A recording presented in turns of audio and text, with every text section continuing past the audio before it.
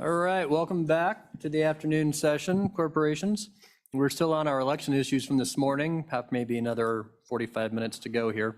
Next up, we'll talk about Bill Draft 22 LSO 438, vacancies in elected office. I've invited Mr. Anderson to come up and give us a high-level overview of the bill, and it should be included in your packet.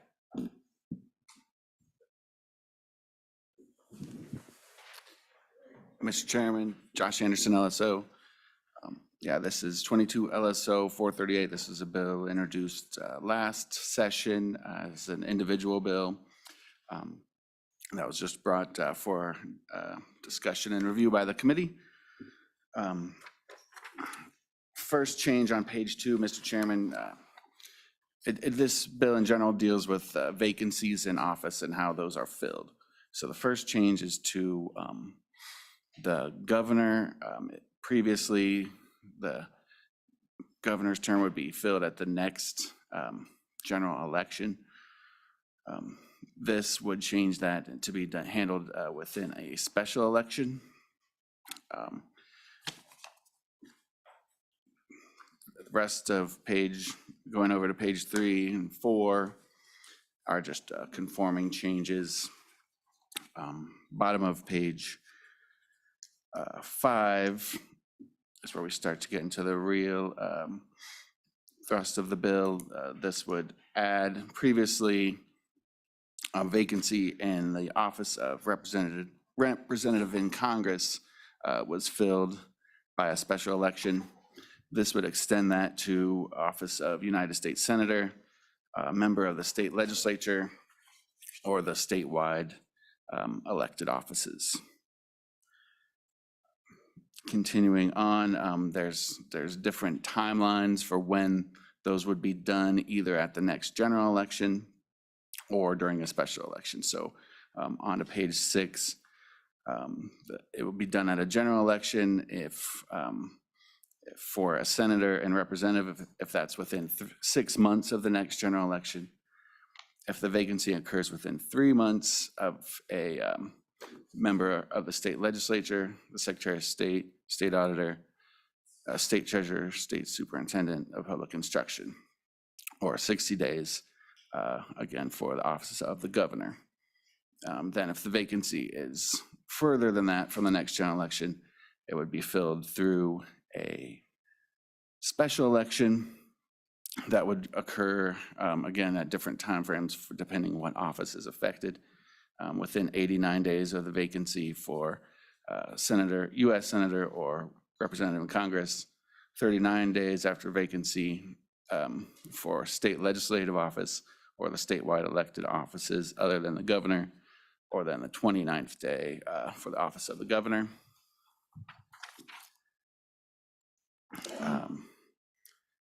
Again, and then I think most of the rest of these changes are largely conforming changes until we get to, Mr. Chairman, over to page 11, the middle of page 11 there, lines 14 through 18. There would be an appointment of a member of the legislature if that vacancy occurs not more than 45 days before the first day of the general or budget session. And I think that's largely the bill, Mr. Chairman. I'd be happy to take any questions. Questions for Josh? Not seeing any. Thank you much. Secretary of State, as it affects your office, you want to come next?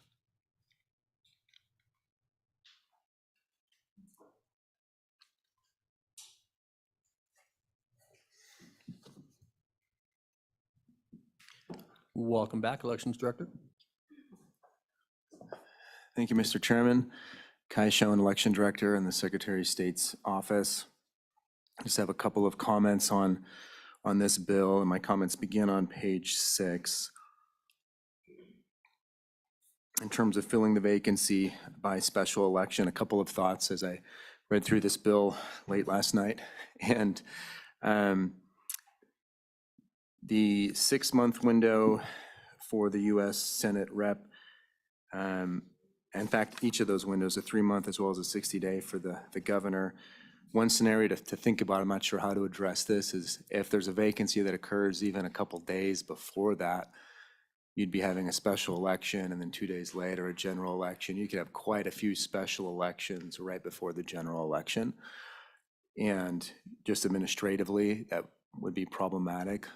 We don't see a lot of vacancies. Somehow we're seeing a bit more of them now, but there is potential for that to take place. And given some of Ms. Lowe's in her presentation, that the more elections we have, the less people tend to come out to them. And so I don't know that that's what we seek to, or you would seek to achieve with this, but that could be an area of concern to consider.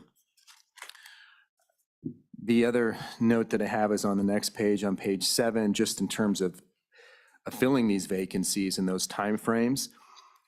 The beginning on line 17, where it says 39th day after the vacancy occurs for the office of state legislature, and then the 5 statewide electeds.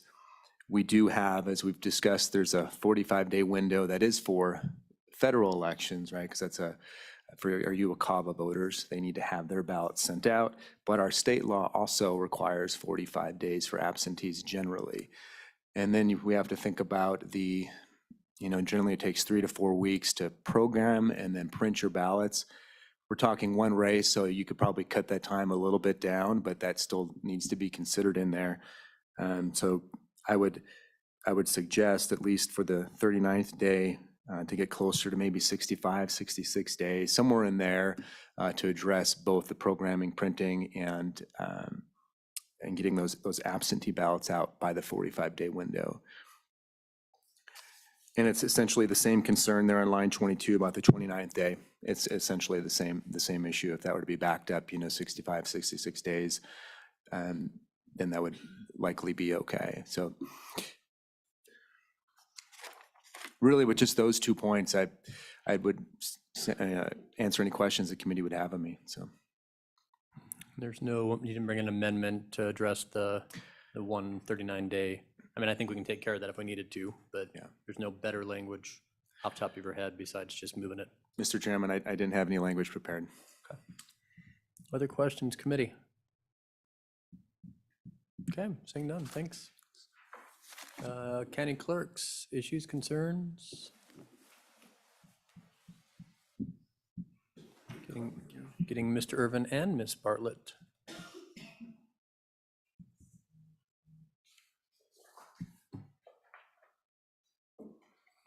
Thank you, Mr. Chairman. Malcolm Urban County Clerks Association, and with me is Gwen Bartlett. She's Carbon County Clerk and the Secretary Treasurer for our group, and also brains of the organization. So, Mr. Chairman, I'd like to echo a little bit of what Mr. Schoen said. Really, one of the major concerns is timeline. A lot of timeline things we need to clean up in this one. If this ends up being the policy will of the committee, I think we can get there with some suggestions. So timeline would be the first one. The second would be the number of elections. It would obviously increase the number of elections throughout the year. And that cost is still on the shoulders of the county. And so the county would be bearing that cost solely. Mr. Chairman, some of the suggestions that I would propose would be that similar to how we see vacancy statutes for special districts, if it occurs in a general election year, that vacancy is to be filled at the general.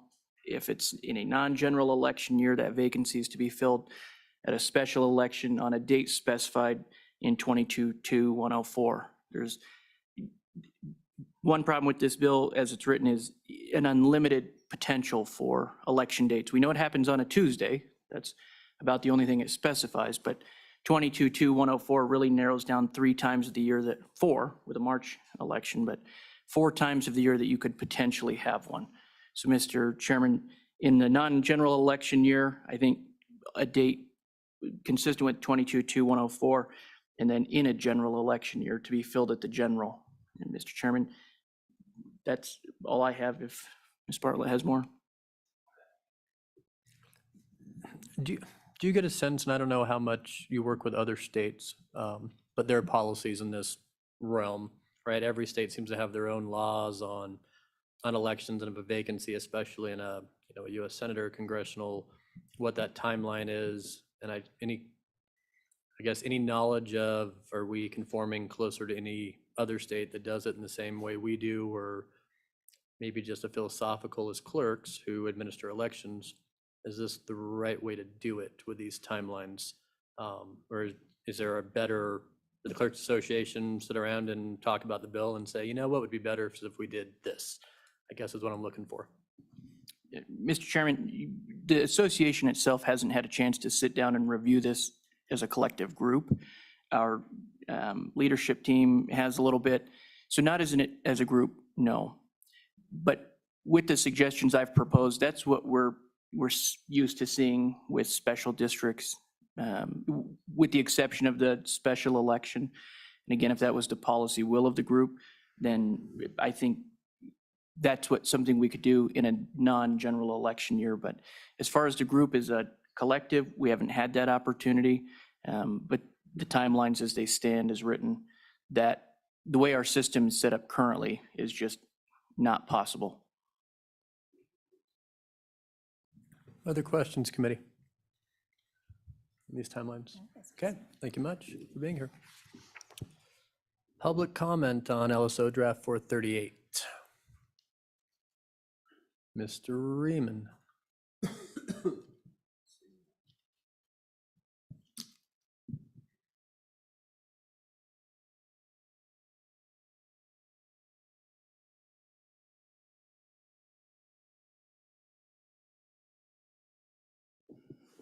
Good afternoon, Mr. Chairman, members of the committee. I'm Jeremiah Riemann here on behalf of the Wyoming County Commissioners Association. I'm joined today by Mr. Jonathan Russell, who is the newest member of our team and will be working on policy issues. Excited that he'll be working for the WCCA, but one of the things that we're going to try and do in partnership with the other county elected officials to afford some of his time for research and analysis on issues. So hopefully we're all collectively better informed and can assist you in the process. Jonathan looks familiar. He's comes from the governor's security detail. So governor might be after me as well as the AG's office for my other hires this year. Getting to the legislation before you, my members have no policy position on the decision that you might make with this, but we are certainly as budgetary analysts at the local level concerned about that element of cost that could be borne by your local governments by this decision. As you've heard, it could be as much as $1 million per election. So if this happened on a semi-regular basis, that might have a considerable budgetary impact for some of your local communities. Just based on existing costs of elections, I'll just use a couple of examples. In Bighorn County, it's roughly $41,000 per election. And you can imagine that $41,000 is pretty significant in Bighorn County. And if that happens 2 or 3 times in a year or perhaps in a biennium, that will certainly negatively affect them. In Fremont County, that's upwards of $73,000, if not more. And again, counties generally are running pretty tight budgets and aren't carrying a lot of excess there to accommodate something like this. So, Mr. Chairman, given that this is a state policy decision for state seats, I had floated some language to the Senate chairman, given that his name was on this, and he certainly indicated that he was willing to consider it. I've thrown this language out to others on runoff bills as well. And so I would just ask somewhere in state statute, you would insert the language that I will briefly read to you. And this is modeled not directly, but modified from at least one section of existing state statute, and that would be this language. All costs incurred in carrying out the provisions of this chapter shall be borne and paid by the Secretary of State, which shall reimburse each county treasurer for the cost of each vacancy election paid by the county in which the costs occurred. So, Mr. Chairman, I would appreciate your entertaining that particular language if you intend to move this forward to ensure that we're not bearing the costs for a decision we didn't have a role in making. With that, Mr. Chairman, I'd be happy to stand for any questions. Questions for the County Commissioners Association? Not seeing any. Welcome, Mr. Russell. Anything you want to add? Nope. Okay. Senator Case? I'm hoping Mr. Russell will get good at saying the words unfunded mandate. Let's just, you can do it. Thanks. All right with that. Other public comment? On draft 438, let me look at Zoom. I'm not seeing anyone. Anyone else in 438? I mean, I think the question is, how do we fill vacancies, and do we have special elections to fill them? Or do we not? She says you got one. I do have one? I do now. Commissioner Ertman, welcome. Floor is yours.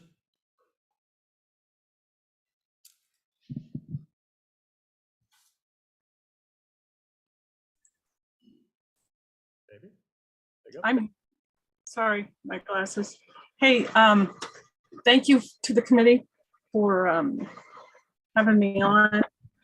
As you know, I'm Marty Ertman, County Commissioner from Weston County. Hi, Jeremiah. Didn't know you were coming on. Got to put the glasses back on. I'm testifying today in support of the bill, or at least the concept, and there's things obviously to be worked out. But as you know, Western, along with Niobrara and Goshen, was tasked to replace a representative in the House District Number 2 last year. The 3 boards of commissions and the 3 GOP parties did their best to follow the statutes that prescribe the process currently. Similarly, the state had to replace the superintendent of schools. Both were not without controversy. It is my opinion this should go back to the voters instead of putting the decision on one man or one group or one person. In both cases, the voters made a different choice than those who by statute made. The process described in this bill would bring it back to the people who in the long run should and will make the final decision. Thank you. Thank you. Questions for Commissioner Ertman? Not seeing any. Thanks, Marty. Thank you. Yep. All right, other public comment? Okay, well, I'll close public comment. I know there's been some concerns in the bill, so it's probably not ready for an immediate motion to the session. But the question is, do we want to keep working on the issue? Senator Scott. Mr. Chairman, Mr. Chairman, my recommendation is that we do not work further. I would make 2 comments. First is, if it ain't broke, don't fix it. And frankly, my perception over the years has been that the system we've got now works surprisingly well. You may not agree with all the choices, but by and large, they've worked, often been ratified by the voters. And it's a simple, quick system to solve a problem. Second, matter of personal experience, when I was in college in another state, I got involved in the campaign on a special election to fill a legislative vacancy. They'd had one, their statute required a special election, so there was one. And the thing that was really noticeable was the turnout was very low. It wasn't anywhere close to the turnout. I think it may have been 10% of the turnout they would have gotten in a general election in that area.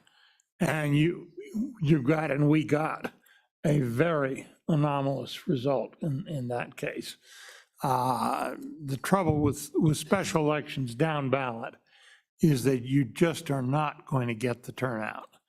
And that, I think, having it done by elected officials, the way we make the ultimate decision and with the party involved, the way we do, I think you have a better chance of getting somebody that the voters will eventually approve.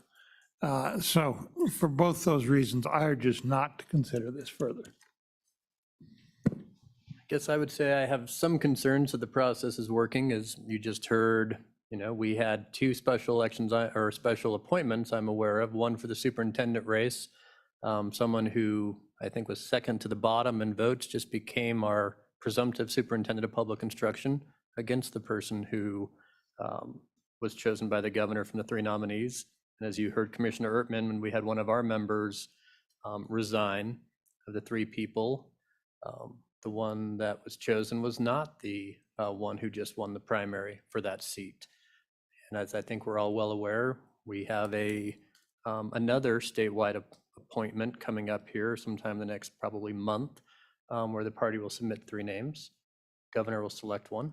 That'll be just probably a placeholder for 3 or 4 months. But I guess a question for the committee is the process working as intended, or is there a better process we want to look at than letting our parties pick 3 names? I certainly at least read online, whether or not it's true, there was a massive amount of people who claimed that perhaps there was not the most above board nomination process for the superintendent of public instruction on those 3 candidate names that came forward. There was lots of allegations that I read that the names were decided the night before anybody spoke. And whether or not that's true, I wasn't there. I just know that I saw public information that I read, and people claimed that there were nefarious things going on with the selection of those 3 names before the candidates even had a chance to present their case to that party. And that will be happening again, I assume, the next month. And so I guess we'll see, how that process works, and if it works as the committee and the people of Wyoming anticipate and expect it to work this time. But I've certainly heard the concerns for 6 months now that we may want to have a better system, and this is at least one option. I'm not sure I like the election component over and over and over. As you've all, I think, realized it seems to be exponentially increasing how many of our office holders are resigning, are leaving, are having to be reappointed. So it's a huge cost to elections, but I do think there's an issue at hand that there has to be a better process in the way we're doing it right now. If anyone has thoughts on that, certainly happy to hear them. Senator Nethercott, do you want to go? Floor is yours. Thank you, Mr. Chairman. I just want to remind the body, I think Commissioner Ertman didn't bring it up, but I do know that as a result of that process, that litigation is currently pending. And so, perhaps our statutes are not as clear as they need to be as a result of pending litigation associated with how at least one governing body chose to proceed with that. Senator Case? Well, Mr. Chairman, thank you very much. I guess I kind of sort of disagree with you, because I think the majority party developed a very efficient method for appointing the state superintendent of public instruction, where they asked 3 irrelevant questions, and then they select from that. And it seems like with the Secretary of State's vacancy coming up, they can just use the same 3 questions and it'll be over very fast. Is there further discussion? Representative Ayer. Thank you, Mr. Chairman. I would agree with our chairman and have to respectfully disagree with Senator Scott. I believe the system is broken, or at least we could do better than we've done. And you mentioned only a 10% voter participation in this special election, but 10% is better than 3 people. 3 questions that are totally irrelevant. So, well, with that committee, I guess I'll wait. If there is any motion on the bill, Senator Nethercott, another bite of the apple, go ahead.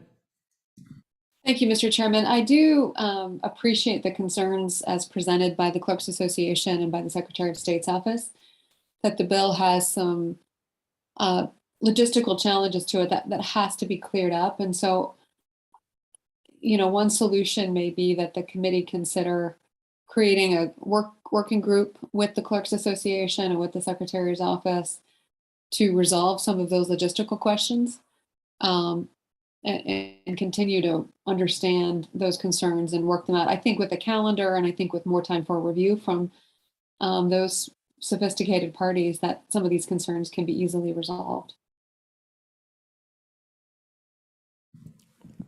So again, the committee, the question is, do you want to continue with this type of a bill draft to move it forward to the next meeting and work on issues with funding and timelines? Do you want to try a different approach as a request for a different bill draft at our October meeting? I guess, okay. Would you want to make a motion and at least on the bill and what we're? Well, I think to pursue? Senator Nethercott has a good motion, or good suggestion. Kind of put together a group to work with the Secretary of State's office and the clerks and come up with something that's workable.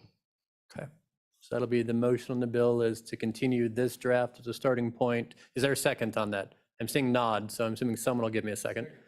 Seconded by Air. So to continue working on this process, meet more with our county clerks on what would be an appropriate process that would not be so expensive in the current draft, and then come up with something in October. I think by that point, we'll see how the next selection process goes of 3 names. I'm optimistic that there won't be as many allegations of nefarious activities.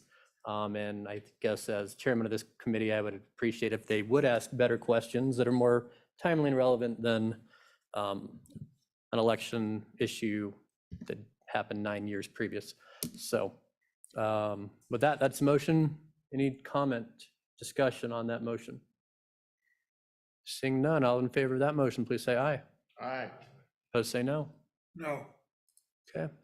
I saw 2 hand raises and that's a majority. So we'll continue discussion, and clerks, Secretary of State, if you'd continue to work with us on maybe better timelines, County Commissioners Association, to make sure we're not cost prohibitive of multiple elections in your counties.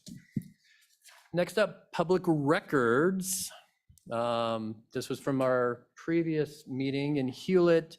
There was some concern over email, and then also from this committee on that there seems to be a new process on what voter ID information and when people are asking for absentees and when they're voting, if that is public information that we should be allowing out, or if there's good reason for the change that happened about 6 months ago on that information not being provided. So we have invited the Secretary of State's office today to perhaps walk us through why that change was made and what the effects have been.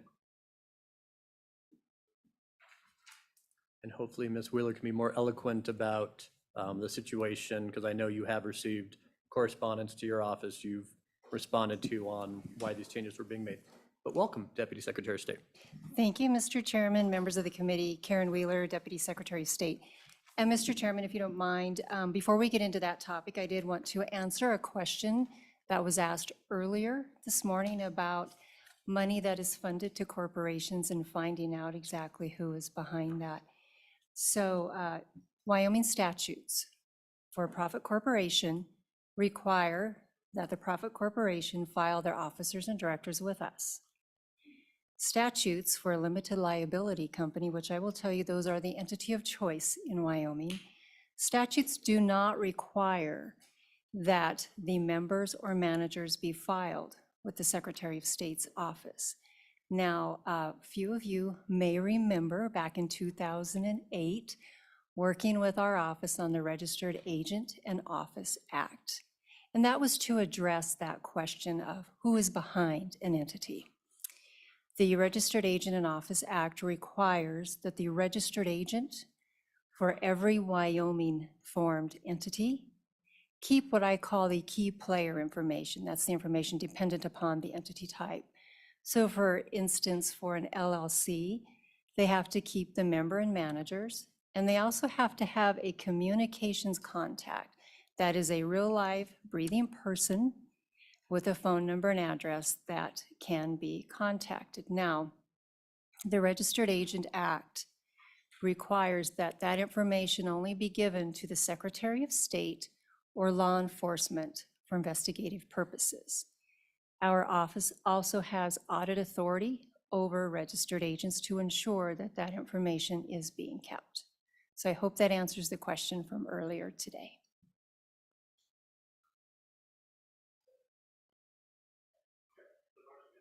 Great. So, Mr. Chairman, the topic that we are here for, I have brought with me Monique Meese. Up until last Thursday, Monique was our Communications and Policy Director.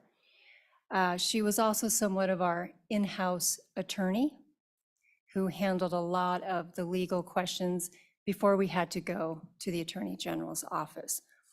Part of what she did in that role is to review a lot of our statutes, whether it was our various business entity statutes, our securities laws, our notary laws, and our election laws, which I will tell you over the last year and a half, those election laws have really come into focus in our office. So with this topic, Ms. Meese and our Attorney General representative reviewed the statutes in question. They did an exhaustive review and analysis. And so, Mr. Chairman, if you don't mind, I would like to turn it over to Ms. Meese so that she can explain to the committee the process that she went through and the reason that we changed the process that we previously did to what was recently implemented. That sounds great. Ms. Meese, welcome. Thank you, members. You got to make sure your microphone's on. I'm trying to make Senator Scott feel at home. It works very well. Thank you, all of you. Chairman Zwanitzer, should I be concerned that you got up when Deputy Wheeler introduced me? No, not whatsoever. I knew what the testimony was going to be, so it's a nice 30 seconds to grab some water. Yeah. So Chairman Zwanitzer is correct that prior to maybe 6-8 months ago, our office fulfilled primarily 3 different types of public records requests relative to elections. Requests for voter registration lists, requests for voter history data, and requests for absentee data. The second 2 of those, so voter history requests and absentee data, we began providing about the same time that in the early 2000s, as Director Schoen mentioned this morning, the Help America Vote Act provided some funding as well as some federal requirements that told us that we needed to gather some data. So as a result of being able to gather that data, the Secretary of State's office decided that that data was available and they'd give it out. So that's been sort of a long-standing practice in the office. One of the bummer things about having a lawyer in your office is that occasionally the lawyer will say, well, where does it say we can do that? And then somebody ends up looking in the green books. And in this particular instance, the somebody was me. Part of the reason that I asked that question was because post-2020, one of my many jobs was to handle public records requests, which became voluminous. I know we have some clerks here today, and to the extent you wish to inquire of them, I think that they would agree with me that election records requests have become exponentially greater since the 2020 election on a variety of data points, which then led me to believe, well, we should probably look at the statute about whether or not we should be giving this stuff out. As a state agency, we can give things out in 2 different ways. One, because the statutes specifically provide us the ability to give the information out, or 2, under the Wyoming Public Records Act. So registry lists are specifically provided for in the statute. Under 22-113, there's a list of who can get a registry list, and there's a definition of what data points are included in a registry list. So that's a pretty easy one. We gave you a submission, a digital submission in advance of today's testimony that contains that statute, because we're going to be talking about it a little bit. So we can give registry lists to a group of folks. A Wyoming candidate for political office, a campaign committee, an officer of a party's central committee, an elected official, an officer of a political action committee, an individual promoting or opposing a Wyoming ballot issue, or promoting or opposing a candidate. And finally, the very broad category of an organization promoting voter participation, which is not defined in statute. So those are the folks who can get a registry list. And what that list contains is names, addresses, party affiliations, precincts, and district numbers. So as a lawyer, I like that. That's super clear. I can give it to these people, and this is what information I can give them. Voter history and absentee data, not anywhere in this statute. That's harder for me. So then you're stuck with election records, which is in 22-113D. Unless otherwise specifically stated in the election code, all election records of the county clerk, that's not us, but it is sort of, because we hold the statewide registry data, are public. Okay, I like that. And the availability and dissemination of the record shall be in accordance with the Public Records Act. Also good, I like that. But election records that contain social security numbers or portions thereof, driver's license numbers, birth dates, telephone numbers, tribal ID card numbers, email addresses, or other personally identifiable information other than names, gender, addresses, and party affiliations are not public records and shall be kept confidential. It doesn't say should be redacted to include names, gender, addresses, party affiliations. It says they're not public records. So that's a pickle, because we like working with candidates, and candidates want absentee information, right? Because you've got a finite amount of money, you're running a campaign, you don't want to be sending mailers out to people who've already voted. We want to help. We're impartial. That's kind of a pickle, because this says they're not public records. So let's talk about one other thing that prompted this. Some of these public records requests for voter history data, or more particularly for absentee data, people asked for, and we gave them, and then we got information back that somebody was coming to an absentee voter's door and going, "Excuse me, Miss Meese, did you request an absentee ballot?" "No, I didn't request an absentee ballot." "Oh, fraud. This says you requested an absentee ballot and you didn't." Because lots of people in Wyoming don't understand that when you go and vote early, you are considered an early absentee voter. You voted absentee. So one of those two parties at the door thinks there was voter fraud, and the other person at the door thinks they didn't vote absentee. Neither of those purposes are purposes for which election records are designed. And there's no statutory authority for that. So again, as a lawyer, I get a little nervous about, here we are, we're giving out this information of voters. People are going to the voters' doors. They're asking the voters about their votes, because overarching all of this is the Wyoming Constitution. And Article 6, Section 11 of the Wyoming Constitution says, all voters shall be guaranteed absolute privacy in the preparation of their ballot, and the secrecy of their ballot shall be made compulsory.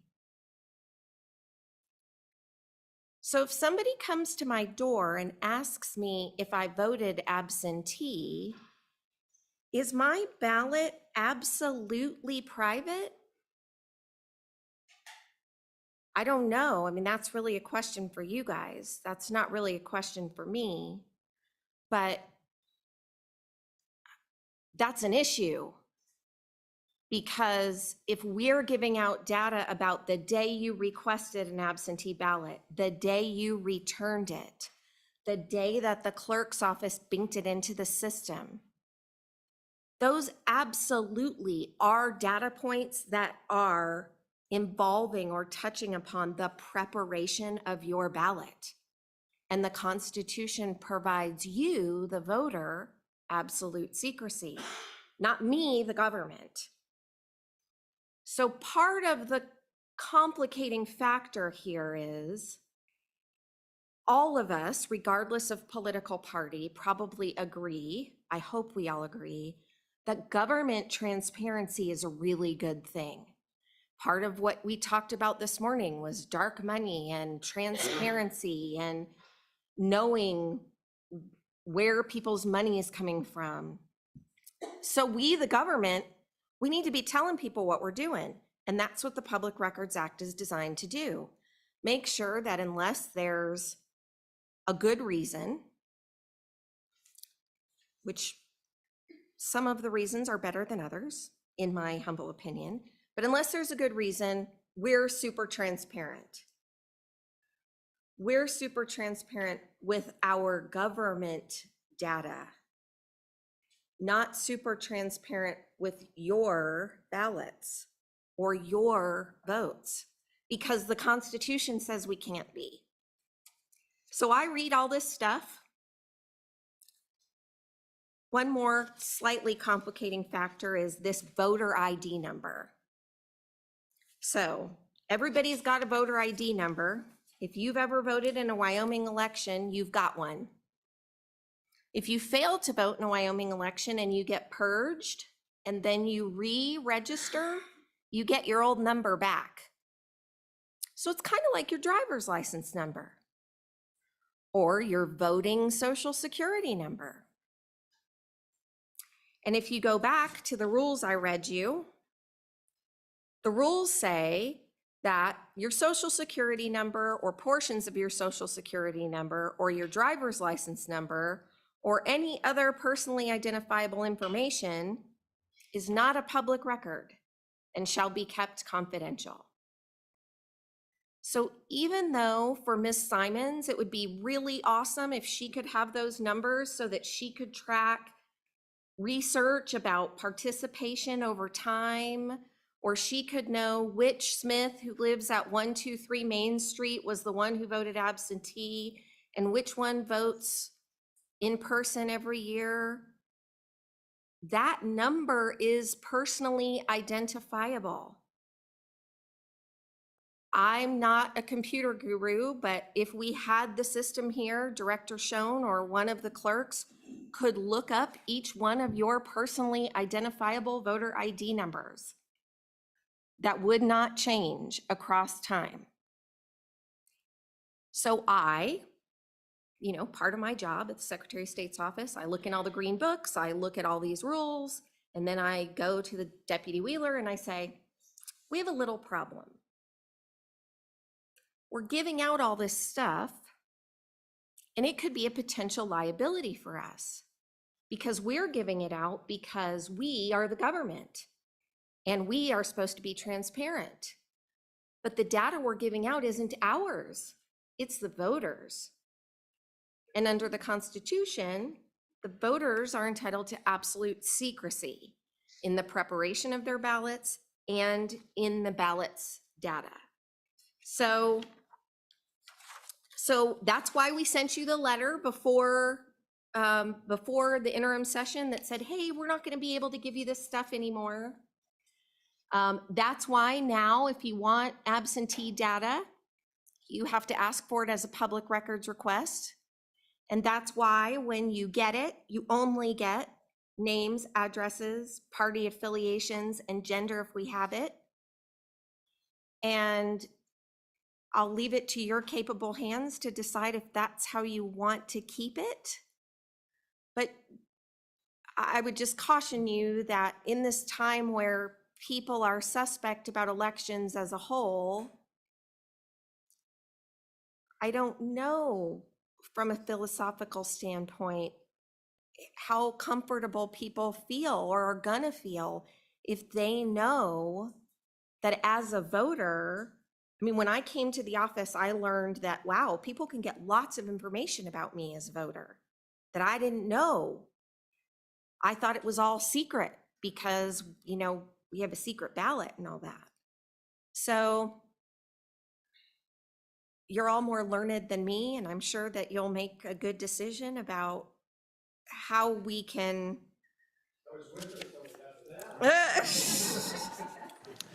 But that's the background. The bottom line is, this is a complicated issue, and it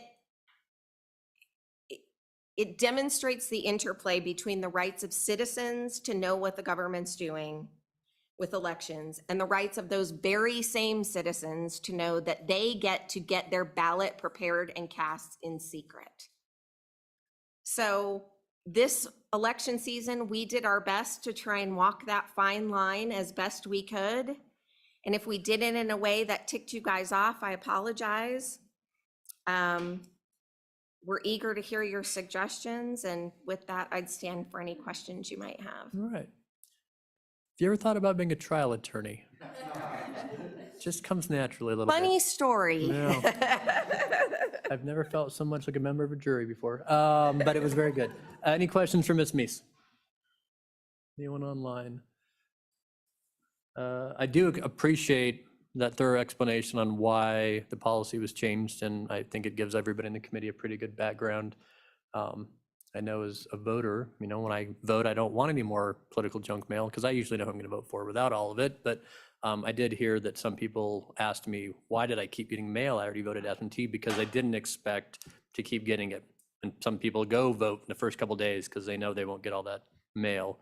And I did hear from some election houses as well about how it was really nice to know, even when I was a first-time candidate, I asked for the absentees. I went to those houses as soon as they requested a ballot because I knew they were voting early and they were going to vote.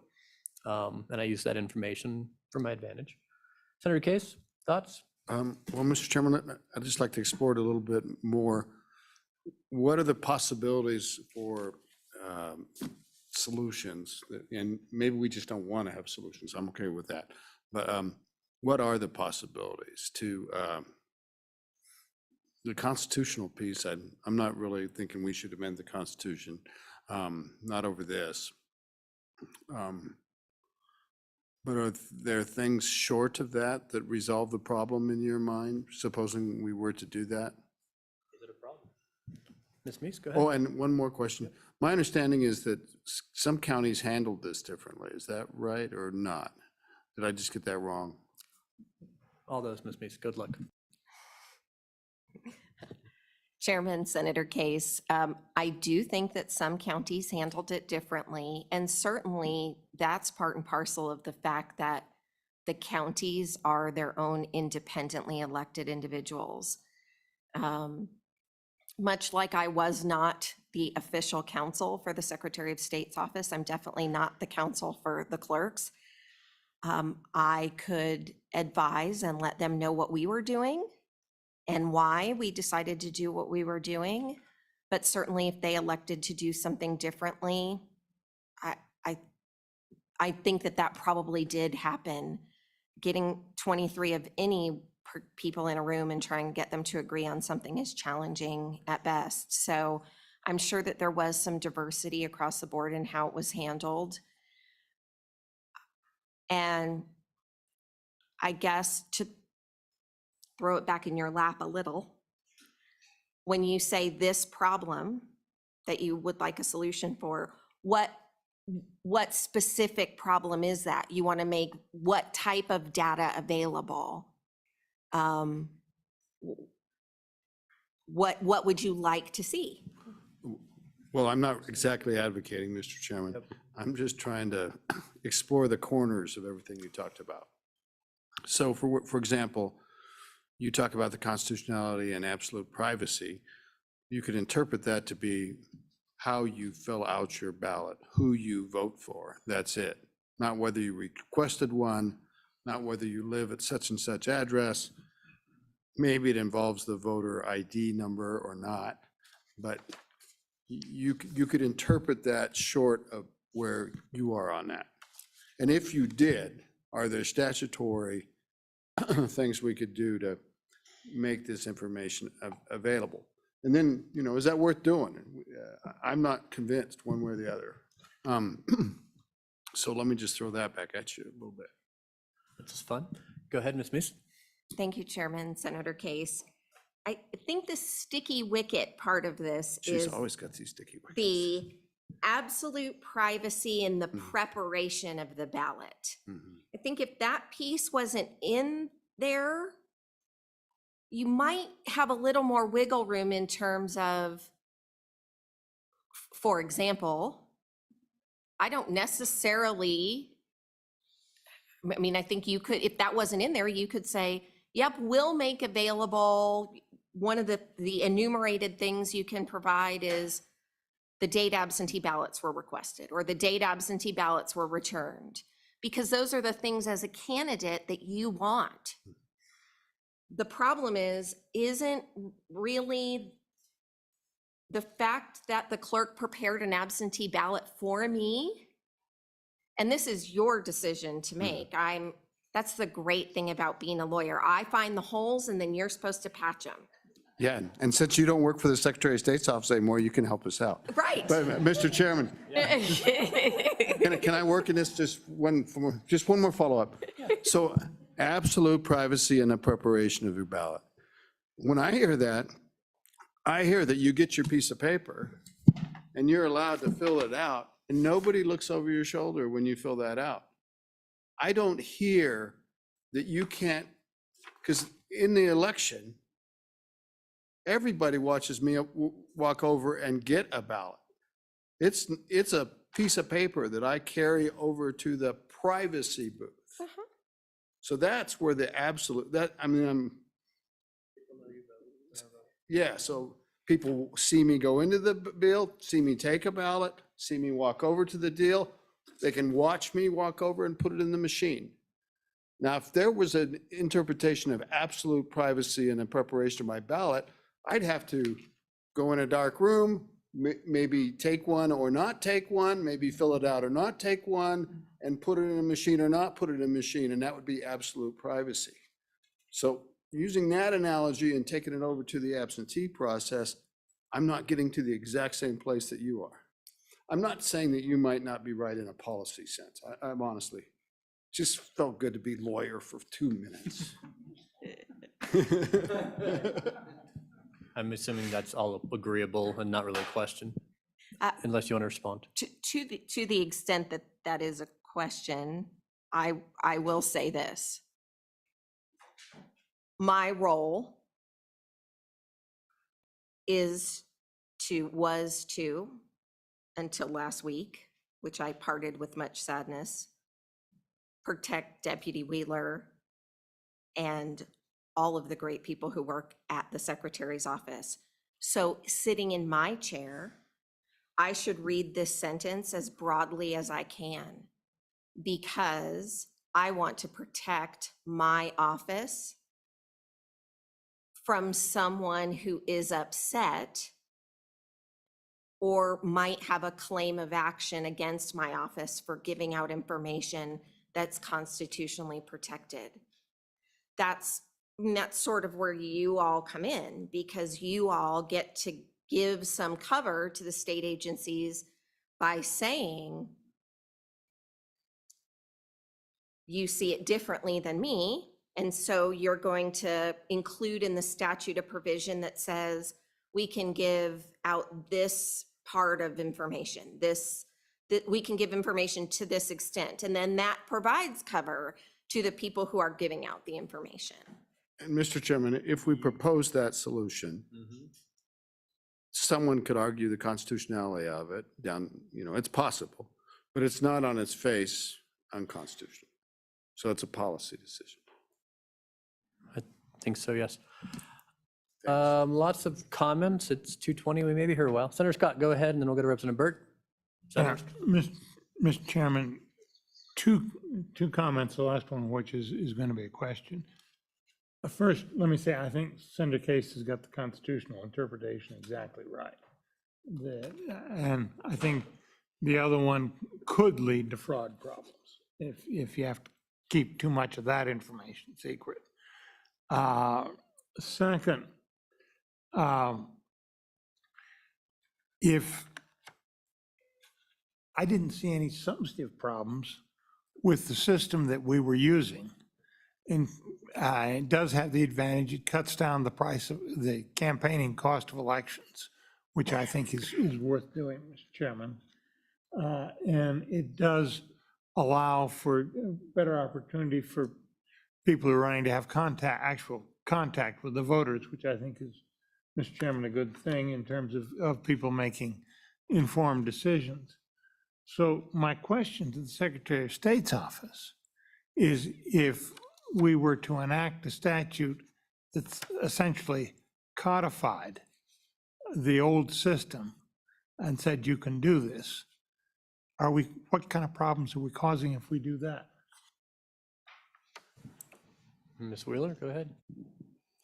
Thank you, Mr. Chairman, Senator Scott. You certainly are the policymakers, and if you choose to do that, then that's what the Secretary of State's office will do going forward. Okay, maybe this would be a good time if there are some other public, Representative Burt, then we'll take some more public comment too from people who are concerned. Thank you, Mr. Chairman. So not in the statute of what I can use. Can I use my voter ID to actually go and identify myself to vote? If you knew your own voter ID number? Sure. I guess the big question is, can we just add the voter ID to the list of information we get? I don't look at it as a social security number or the same level as a driver's license number. I look at it as a data management number with what you use in your system to identify me as an individual voter. But how many of us know we actually have our own individual voter ID number? We can't use that to go in and vote. So I mean, I guess I'm not looking at it as that voter ID number as the same as a social security number. Look at it as data management. So how can we add it to the list? Go ahead, Ms. Meese. Chairman Zwanitz or Representative Burt, it's a good question. Some people do know their voter ID number, particularly those folks who are UACABA voters. We send their votes overseas, and we actually provide a place on our website where they can go only by voter ID number to get data about their ballot or about the receipt of their ballot. And so those people absolutely do know their voter ID number and probably don't want other people to know it. But that's a policy decision that you all get to make. And if you want to provide it, we'll absolutely provide it. I might ask you to think about maybe an option for people who don't want this.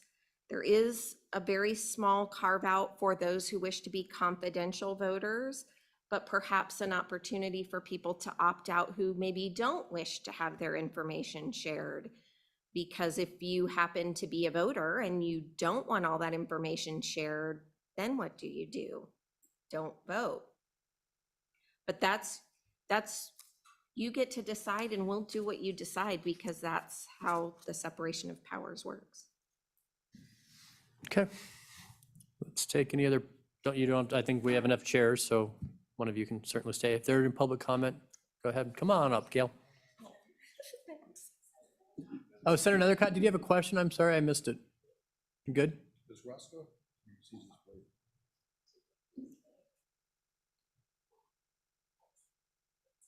Civics 307. Floor is yours.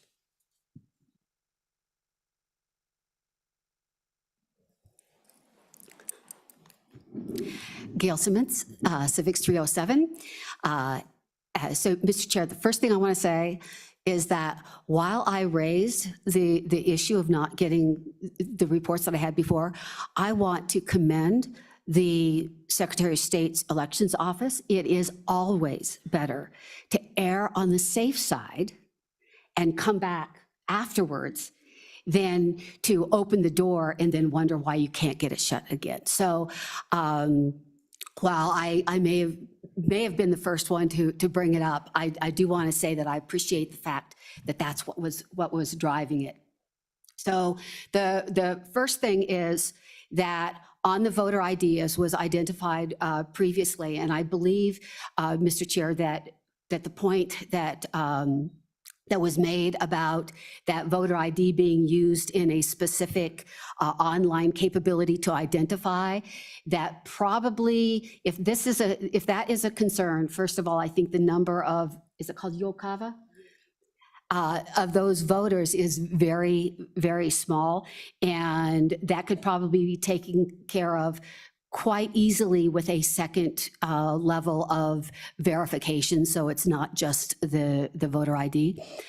If you were to add back voter ID, or to add the voter ID to the list on 22-113 as the representative identified, that would actually take care of it and would cover the Secretary of State's office on their providing that.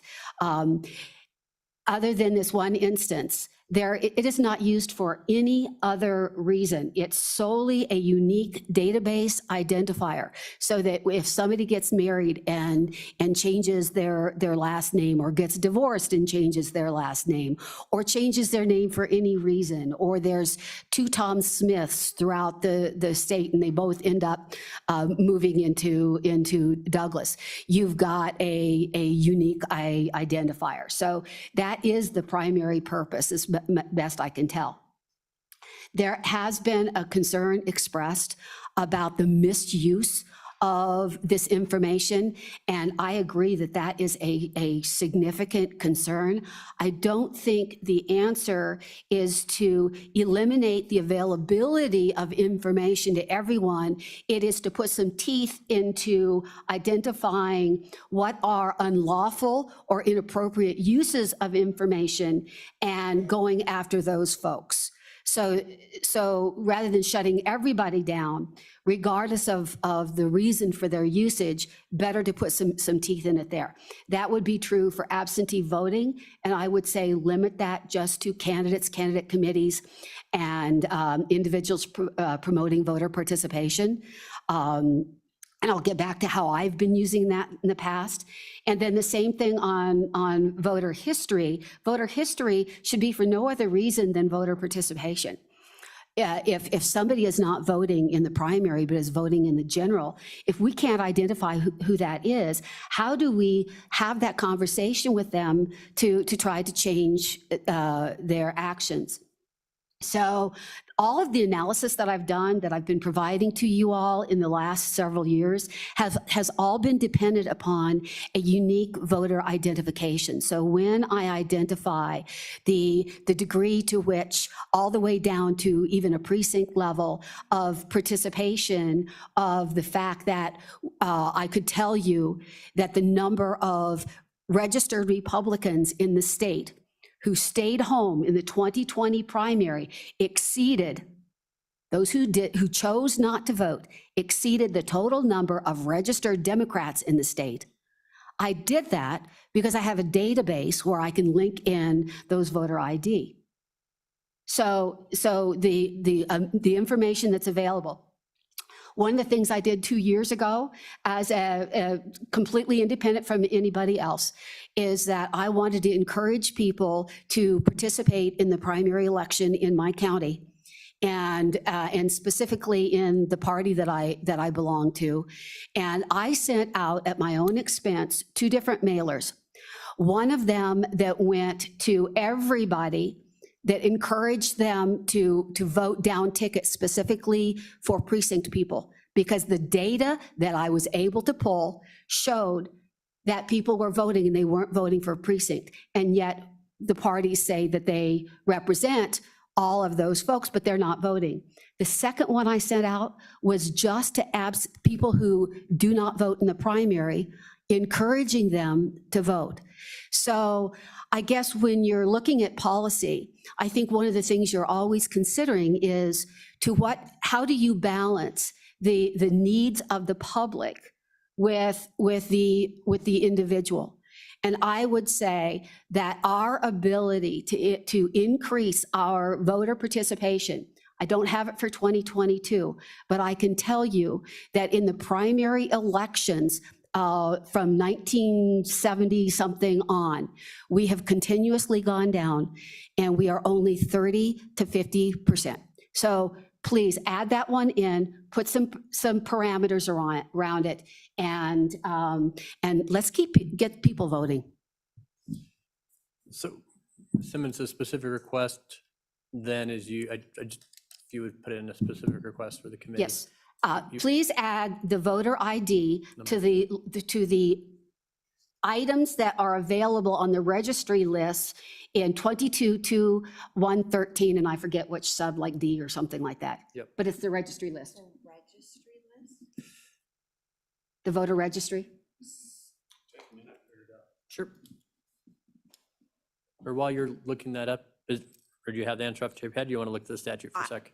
So the Go ahead, Ms. Meese. definition, I apologize, Chairman Swanensor, the definition of registry list is defined in 22-102A.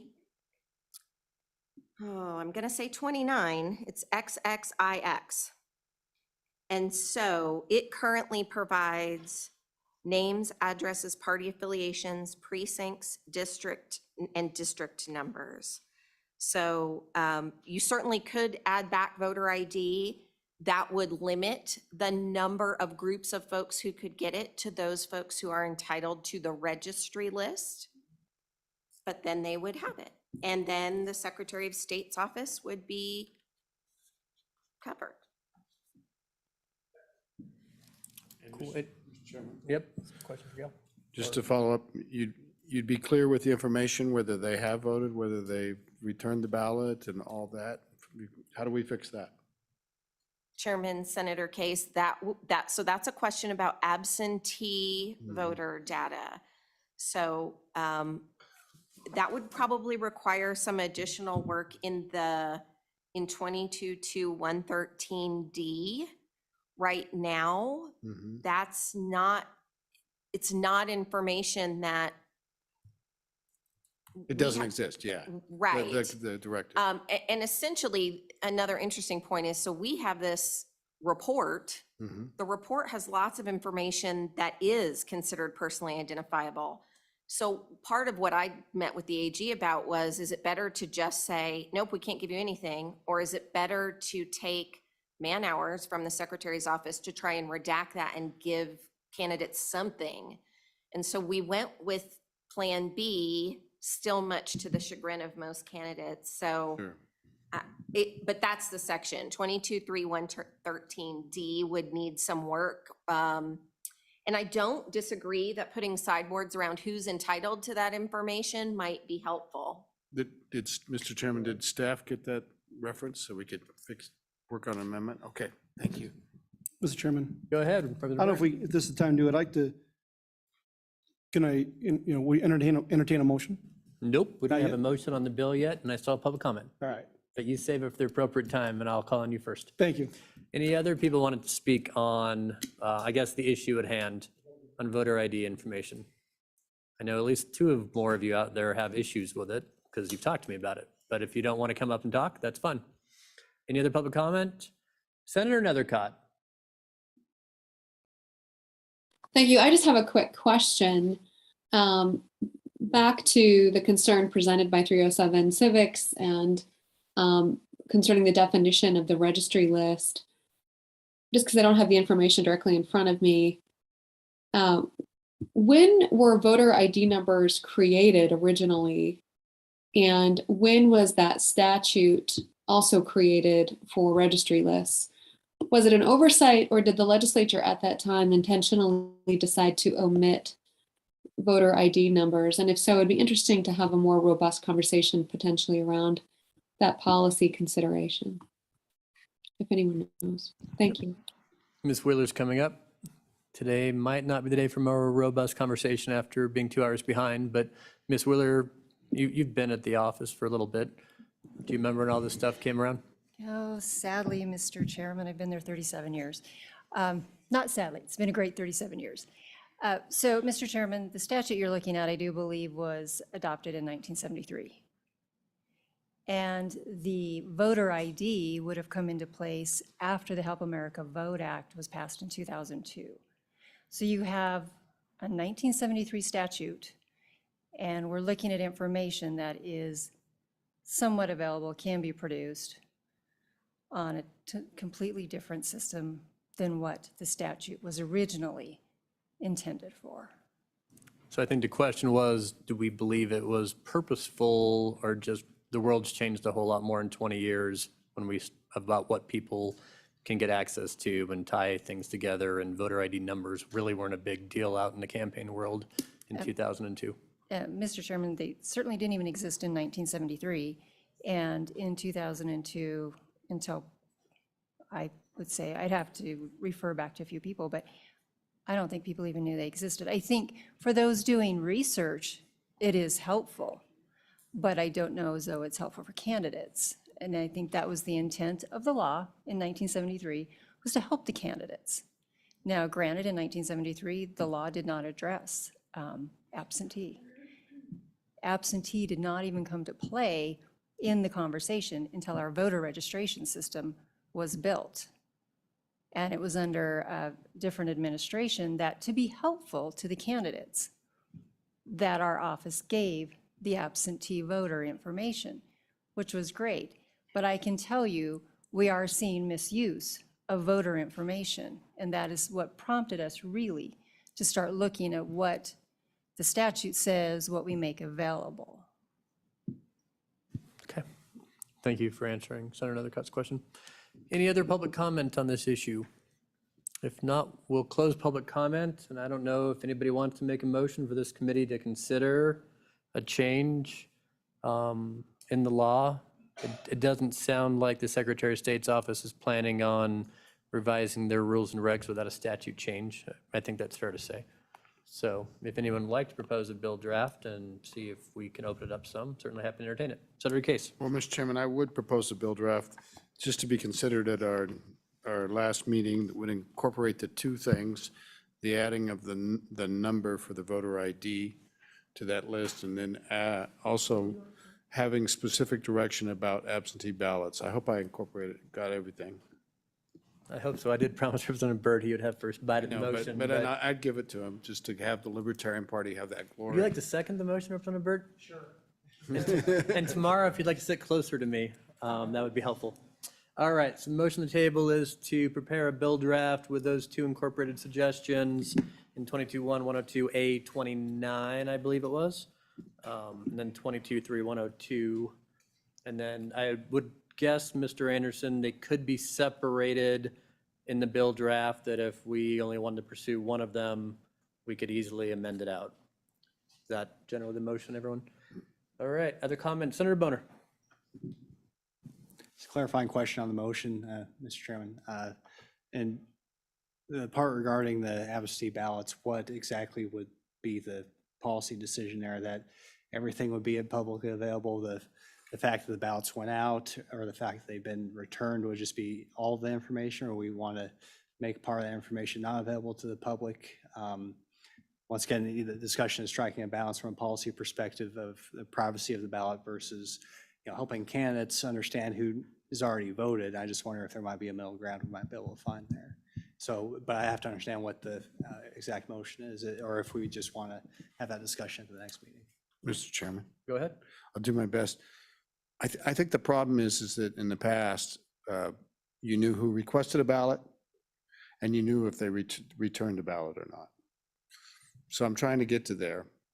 It sounds like an invasion of privacy, but I disagree with the interpretation of the Constitution about the absolute privacy of the ballot, because a person can watch you go to the polls and watch you vote and know if you voted or not, or just walked in the door and walked out. To me, it's the same situation. Granted, there's time over that absentee period where you could be solicited. But that's one of the drawbacks of requesting an absentee ballot. I don't think that should be a secret that you requested it or that you returned it. Clarifying enough? All right, all those in favor of the motion, please say aye. Aye. Opposed, say no. That motion's passed. We'll see a bill draft in October. Any other You are election really good. issues to come before the committee good. today? Any other general public comment? Well, I'm going to throw out an interesting idea and we'll see how much pushback I get. So other states do have election commissions that are separate operating agencies under their statutes, where it's basically overseen by either the constitutional officers or gubernatorial appointment. And so I would request if anyone wants to make the motion, I would second it, to explore the possibility of having a separate operating agency of Wyoming state government that would be in charge of elections. And if no one wants to make that motion, I guess I won't second it, but I did want to throw that idea out there. Expand a little bit. Expand, so in my mind, right, we have a 2024 presidential election coming up that's going to be very contentious. And I do have some concern that the most likely person who will be our next chief elections officer, Secretary of State, has alleged that there may be nefarious activities in the ballot box in Wyoming, which I don't agree exists. I think our elections are safe and secure as probably more than any other state in this country. And so I am concerned based on some of the rhetoric and some of the mailers I saw in regards to our most likely upcoming Secretary of State, that we may be in a precarious position when it comes to election administration for the next 4 years. And I would feel more confident and comfortable personally having a separate operating agency of government made up of all 5 statewide elected officials who oversee a director of an office of elections that would do some more things than our elections office does now. We'd have audits, we would be able to do campaign finance, we would be able to go after transparency when it came to dark money and really strengthen and buffer our election security. I know there's various people out there that think our elections are not secure. I know most of us think they are, but if we really want to convince the public that our elections are beyond reproach, I think it'd be a good idea to have a separate operating agency overseen by our constitutional officers to ensure our elections are being handled thoroughly in conjunction with our county clerks. Representative Bear.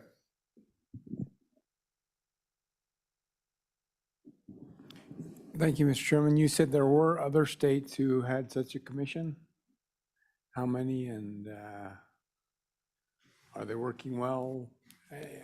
Representative Bear, I don't know the answer to that, but I'm sure I would ask NCSL or our research staff to get us. We could certainly do a memo on how other states conduct their elections. Some, most really are under a Secretary of State. I think you're all familiar. We're one of 4 states where our Secretary of State is our de facto lieutenant governor as well, with that additional responsibility. So, but in conjunction, if the motion passes and we have a bill draft to look at, I would have LSO do the necessary research on that. Representative Byrd. I like the idea of independent, because I like more eyes on what we've got going on with our election laws, especially with where we're at in election laws. So I'll take the motion to have a bill draft to formulate a not really third party, I guess, but an outside or third agency. Sure, however you want. I don't know how you want to label it, but sure. I'll second. Discussion. Senator Scott. Mr. Chairman. Katie.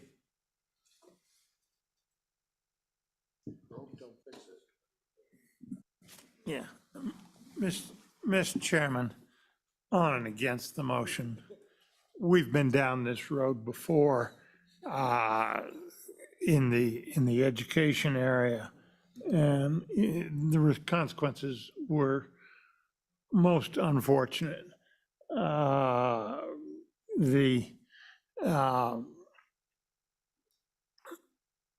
think that we've got a good system that is working very well. I think that the county clerks are going to preserve the integrity of the election system. And I think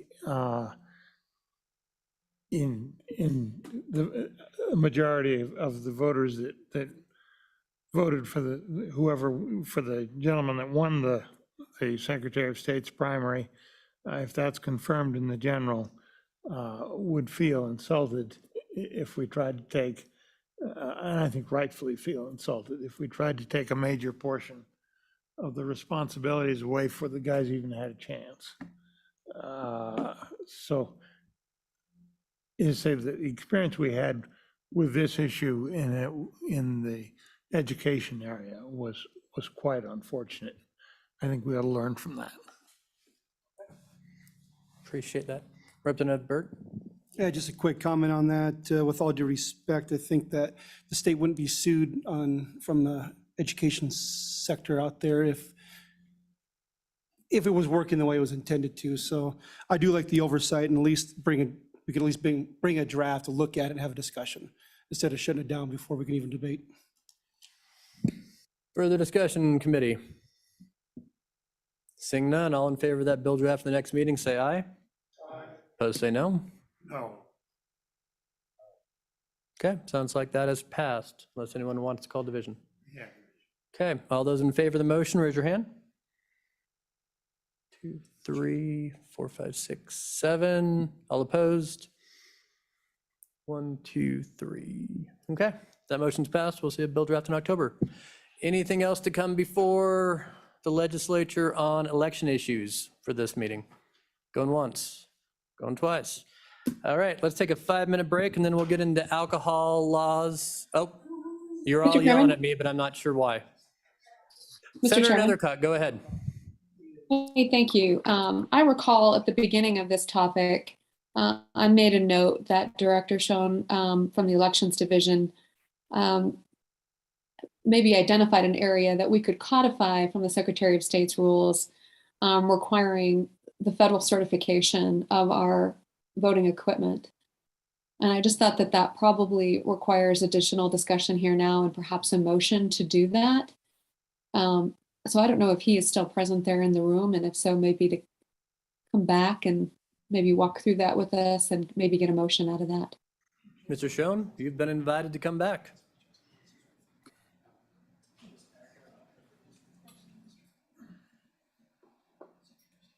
So in regards to federal certification, do you believe, is it in statute in any other state? Is it just something you'd like to have as a protectionary measure?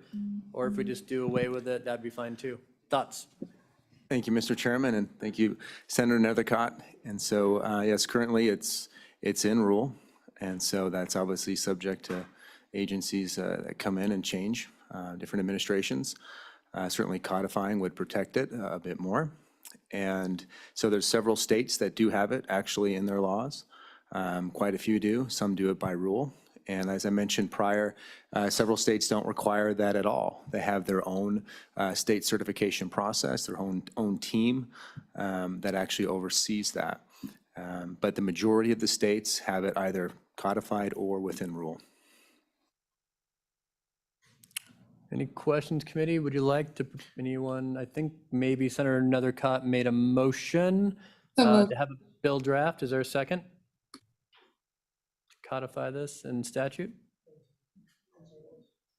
The motion, could you repeat? Oh, second by Roscoe, and then further discussion. Maybe Senator Nethercutt, just one more time. It is, go ahead. the motion is to codify the federal requirement that our election equipment meets the standards for federal certification. I would just direct or ask that LSO work with the Secretary of State's office to identify that very specific rule. I'm sure Director Schoen knows that and can tell LSO that direct information, the particular rule that needs to be codified pursuant to the motion. But it's related to the federal certification requirement for our election equipment. Got a second. All right, any further discussion on the motion? Blackburn seconded the motion after Roscoe. Mr. Chairman, Senator Case. I'm good with this, having a bill draft. I kind of want to think more about the whole concept of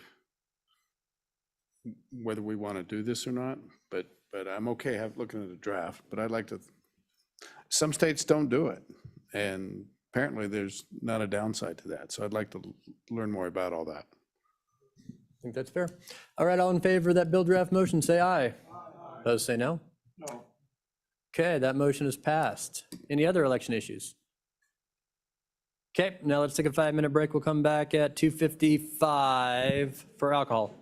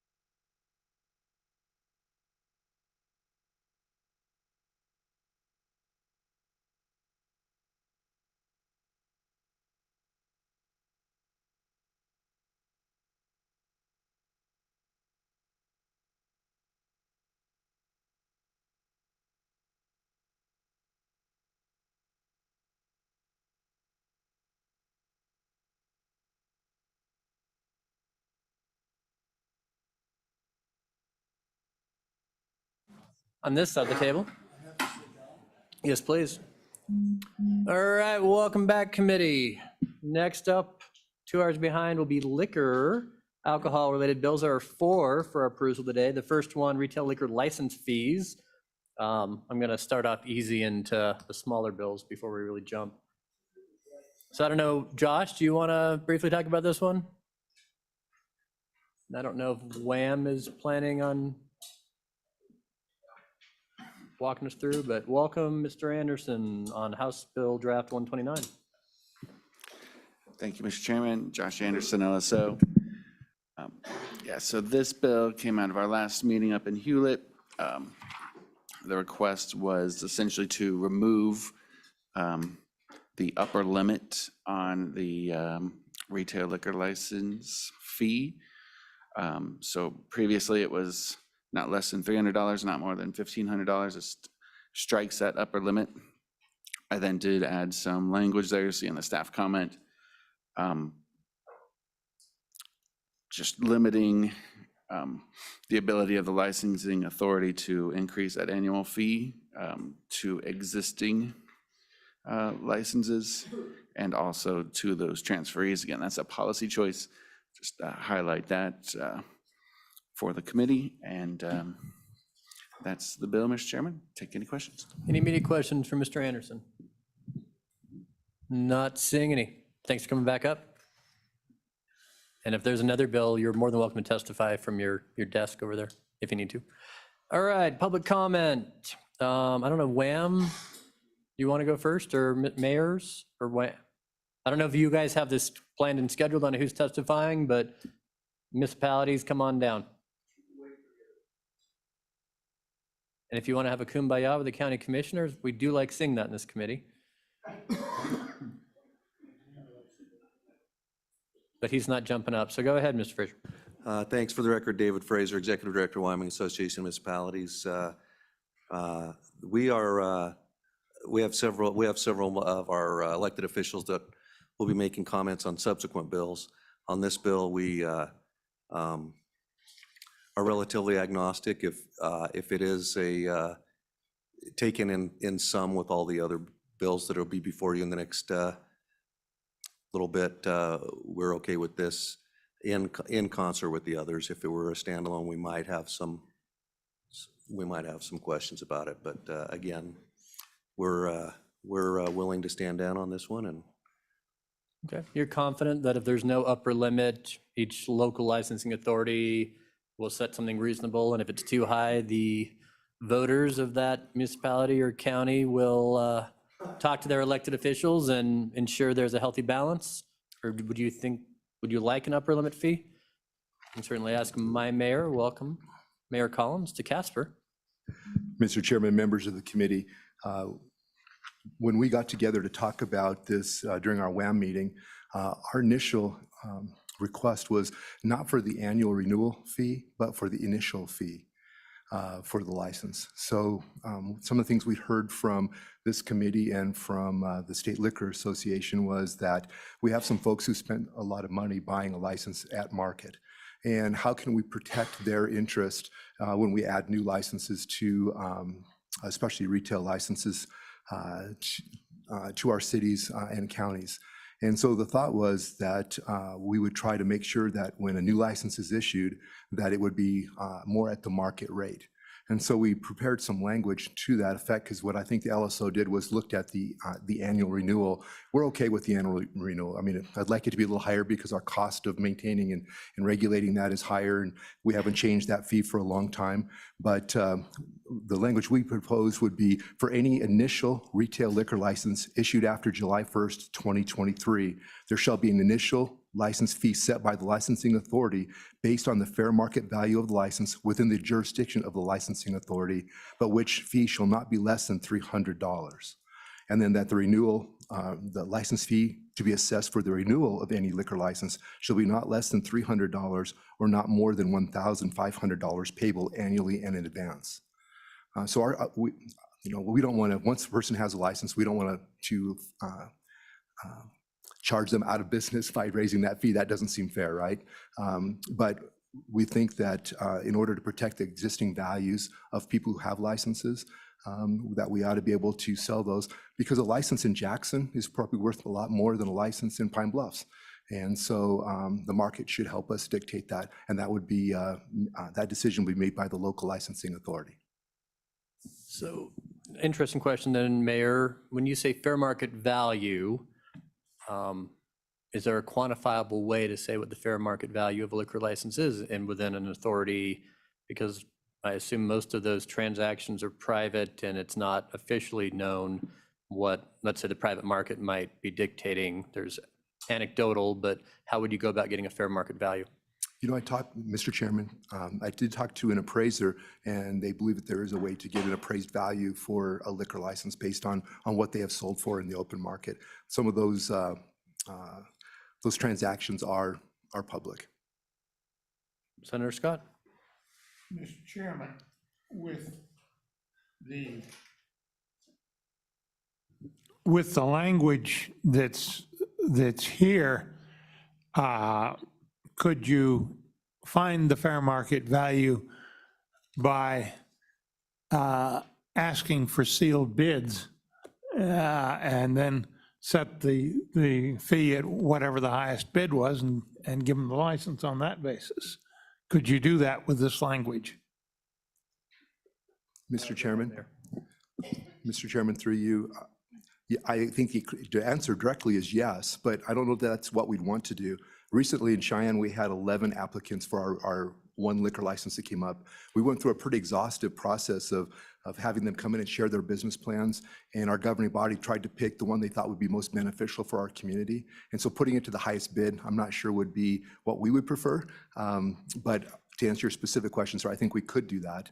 I think each municipality and county probably would like to have some sort of a process where they could try to figure out which one would be most advantageous. Like for those of you who come to Cheyenne, the Metropolitan was a restaurant that we have, and many of you probably have eaten there, and that was one that won that battle. And they spent millions of dollars remodeling that old shoe store, and now it's a real gem for downtown. And we want to be able to make sure if we have a license that maybe we could use it for economic development issues like that, for revitalization of old buildings, you know, those kinds of things. And each community might have a different goal in that process. Other questions for the mayor? Not seeing it right now. Other people wish to come forward and talk about the fee aspect. Mr. Mosier, come on down.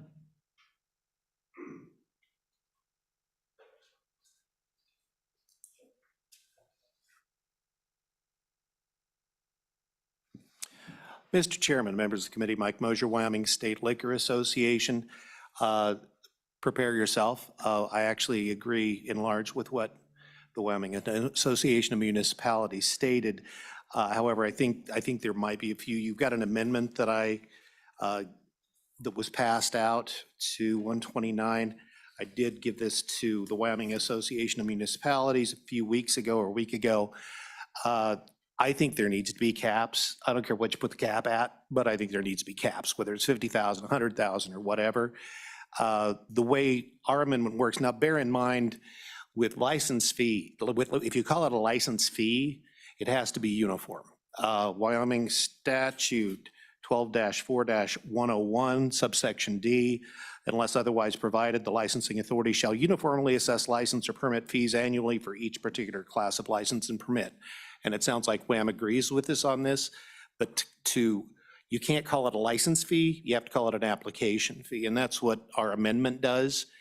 What it does is say the range in full retail license fees are $300 to $1,500, but new retail licenses authorized by 12-4-201, which is the population formula, and issued after July 1, 2023, shall pay the local licensing authority on an application fee of no less than $300, nor more than $50,000, payable upon when application is submitted. Now, fair market value, ladies and gentlemen of the committee, is impossible to establish. I wouldn't even put that in there. I mean, if they want to set it at 150, 150, whatever they think they can get, but there's not enough liquor licenses sold as liquor licenses to really establish that. Most liquor licenses that are sold are transferred, and it's included in the value of the business.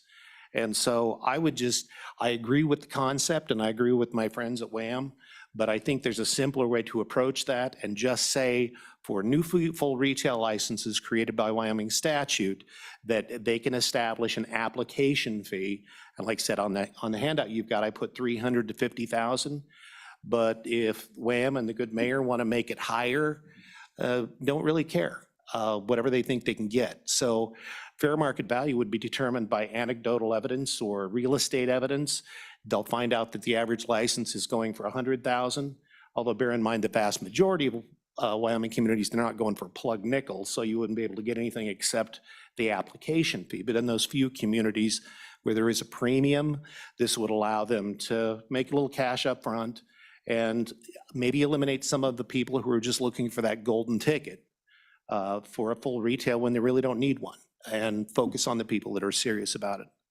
And with that, it looks like I have a question. Senator Scott, go ahead. Mr. Chairman, the reason that was stated for uniformity was a statute, was it not? And if that's the case, I don't think there's a constitutional issue here. Mr. Chairman, why can't we say, notwithstanding the statute, this applies? I think it's a simpler drafting correction. Mr. Chairman, Senator Scott, however we get there, I think our version is simpler, but on the other hand, if you could do the good thing is we all know we're talking about newly created full retail liquor licenses authorized by 12-4-201. And so whatever the simplest way to say the city can take bids and separate the weed out from the chaff, if you can think of a better language than what I did or WHAM did. One of the things, however, in 129 in the bill draft is the sentence that's added, this last sentence that we delete. It mentions that unless license reverts to the local licensing authority and is reissued under this section, we're just talking about newly created licenses. We're not talking about any license reverts back to the city. And so I don't know if that language is needed. We just need to say in a new license, you can charge an application fee. And that way it doesn't cloud the waters as far as license fees. Mr. Chairman, yes, why should we treat a license that reverts back to the city that the previous owner no longer has an interest in? Why should we treat that any different from a new license? Mr. Chairman, I don't quite get your question, Senator Scott. You know, repeat it, I didn't follow it. Yeah, okay. Mr. Chairman, the objection was to the end of the sentence on page 2, line 8. It says, unless the license reverts to the licensing authority and is reissued under this section. Why should a license that is available to the city because it reverted be any different from a new license? It seems to me that what we're trying to do is preserving the value, which I think is a legitimate thing to do, of the licenses that have been issued, but when the individual that held them no longer holds them and they just reverted to the city, I think any license the city is issuing that it ought to be able to charge the higher fee if that's in fact available under the market conditions. Mr. Chairman, Senator Scott, got you that time. If it's those instances, and I can't think of one that it's happened where a license is actually reverted back to the city, because you always find somebody to sell it or transfer it to. But if it's in those rare cases, my concern is want to clarify that we're only talking about new full retail liquor licenses. And so at that point, you're not talking about a new full retail license. You're talking about an existing license that's gone back to the city. But if there's some way to statutorily clarify that it's only in those instances, my concern is, Senator Scott, is if I sold you my liquor license, technically it goes back to the city before it's reissued to you. And so I want to make sure that can't be read like that.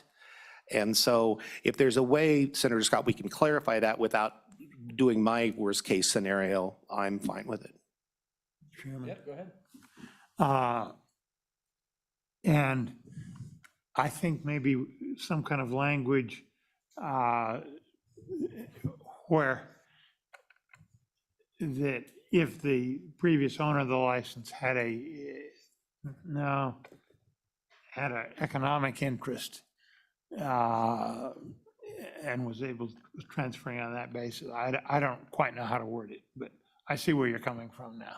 Thank you. And Mr. Chairman, Senator Scott, I'd be glad to work with LSO. We've got two different versions of amendments, and I think we've got another meeting. So bear in mind that the bill after this deals with exactly the same issue. It just takes another way of dealing with it. So your choice is one or the other anyway. So I'd be glad to work with the smart people at LSO and with WHAM. But the good thing is I think we all agree with this bill in concept. We just need to get language that we're all cool with. Further questions for Mr. Mosier and the State Liquor Association? Seeing none. Thank you very much, Mr. Chairman. Mike. Chris Brown on Zoom. Floor is yours. Good afternoon, Mr. Chairman and members of the committee. Chris Brown, representing the Wyoming Hospitality and Travel Coalition. Like my friends with WHAM and my friend with the Wyoming Liquor Association, I left the discussion in Hewlett feeling that the consideration was to give municipalities the flexibility on the initial fee when issuing a full retail liquor license. So as an example, if I was opening up a new restaurant and the initial fee was, say, $50,000, that may be a reasonable investment. But if the renewal fee every single year was also $50,000, that would be concerning to us as an association and as an industry. The majority of Wyoming's restaurants across the state are small businesses that run on a thin profit margin. And so we're neutral on this bill as long as the flexibility is given on the initial fee. But if it applies also to the renewal fee every year, that would be concerning for us, and we'd want to have a more broad discussion about that. I appreciate the time, Mr. Chairman, and I'm happy to answer questions. Questions for Mr. Brown? Seeing none, Chris, thanks for appearing remotely from Lake Marie, it looks like. Thanks very much, Mr. Chairman. Yep. Other people in the audience on 128? 129? Nothing? All right, we'll close public comment. Committee, what's your pleasure on working draft 129 on the license fees? Mr. Chairman? Senator Scott. Nobody else will, I'll move the bill. Okay, is there a second? Second by Clausen. Go ahead, Senator Scott. Any thoughts or amendments? Mr. Chairman, I think, and maybe we can get it right on the spot here, or maybe we ought to carry it over to the next meeting. I think that at this point, we'd be better off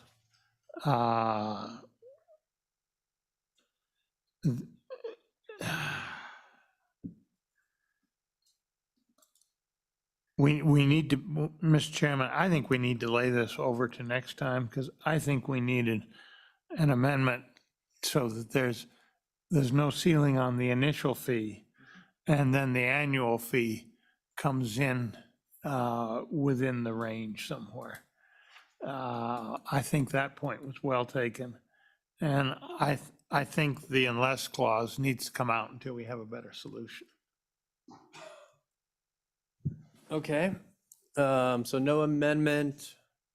That's a discussion on the moving of the bill draft. I hate to just take all of our bills and keep moving them back, but if that's, we can certainly discuss what you want to see an amendment look like. Mr. Chairman. Go ahead. I would request that LSO provide us an amendment for next time that would make it clear that there's no ceiling on the initial licensure fee. Not an application fee, but no ceiling on the initial licensure fee. But that the annual fee is then, annual renewal fee is then within this range. The $500 to $1,500 range? Yeah, or 500 to, I'd prefer $2,500. And I think you need some ability to go up there. Okay. Mr. I Chairman. mean, I think we can make a motion and do that and push the bill, but if there's other stuff we want to talk about, we can. Go ahead, Senator Case. Mr. Chairman, I simply want to disclose that I own a corporation with another gentleman and we own a liquor license and we pay these annual fees. They have gone up and I'm kind of pissed about it, but this is probably not the point that I want to make. I just want to declare that I won't be voting on this issue.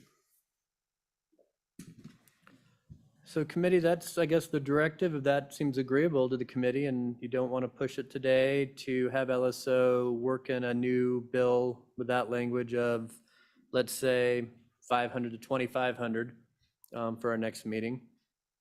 Any other tinsel people want on this bill for our next meeting?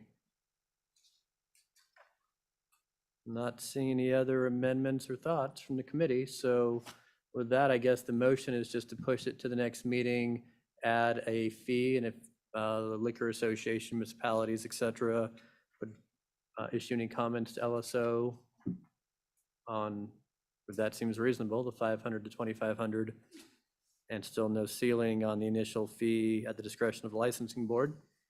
Sounds agreeable to me. I don't think I need a motion. We'll just move it. Okay. 1 down, 3 to go. We're now on to 130, the retail liquor license trend being non-transferable. Mr. Anderson, give me 30 seconds from your seat on what this bill does, if you would. Sure, Mr. Chairman. The bill just says that a retail liquor license issued after July 1, 2023 should not be sold, transferred, or assigned by the holder. Then added a second sentence there. This came up in review. I don't know if it's a big issue or not, but we wanted to add for discussion. The subsection shall not prohibit the transfer from the holder to another person or entity if the person or entity has the same membership.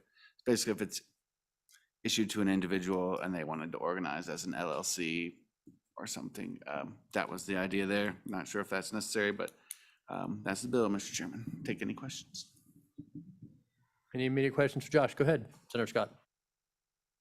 Chairman, this is the full retail liquor license so that you would no longer be able to sell that if you sold your business, you couldn't transfer the license with it, that sort of thing? Yes, that was the request for the bill draft, Mr. Chairman. And so committee, that does present an issue where if you have a bar and you're ready to retire, the license goes back. And in some cases, your establishment property value without that license, if it's set up to be a bar and you can't be a bar, maybe something trendy will happen, but it's a little tough. So, I guess old garages are becoming bars. Maybe bars will become garages in the future or something. Public comment. Wait. Oh, go ahead, Senator Case. Well, Mr. Chairman, I don't have a retail liquor license, but I have what's called a resort license. I have the privilege of having that license because of the nature of my establishment. It meets criteria under the law and I can get one. But I still think we should kind of think about this. The reason we can do this, the reason we can regulate liquor is because of prohibition and then the repeal of prohibition. If this were a shoe store, you couldn't do this. You couldn't expropriate the goodwill or profit potential of a shoe store or any other kind of business, car dealership. You just couldn't do it. You can do it with liquor because the Constitution lets you do it, because the Constitution yields, the US Constitution cedes to the states all sorts of regulatory authority in this area. So you can steal somebody's money, steal something they built for, by doing this. And yes, it's partly a function of the limited number of licenses, that privilege. I get that. But there are a limited number of many other things, including almost every franchise you can imagine. So I would hope that we'd be cautious about this.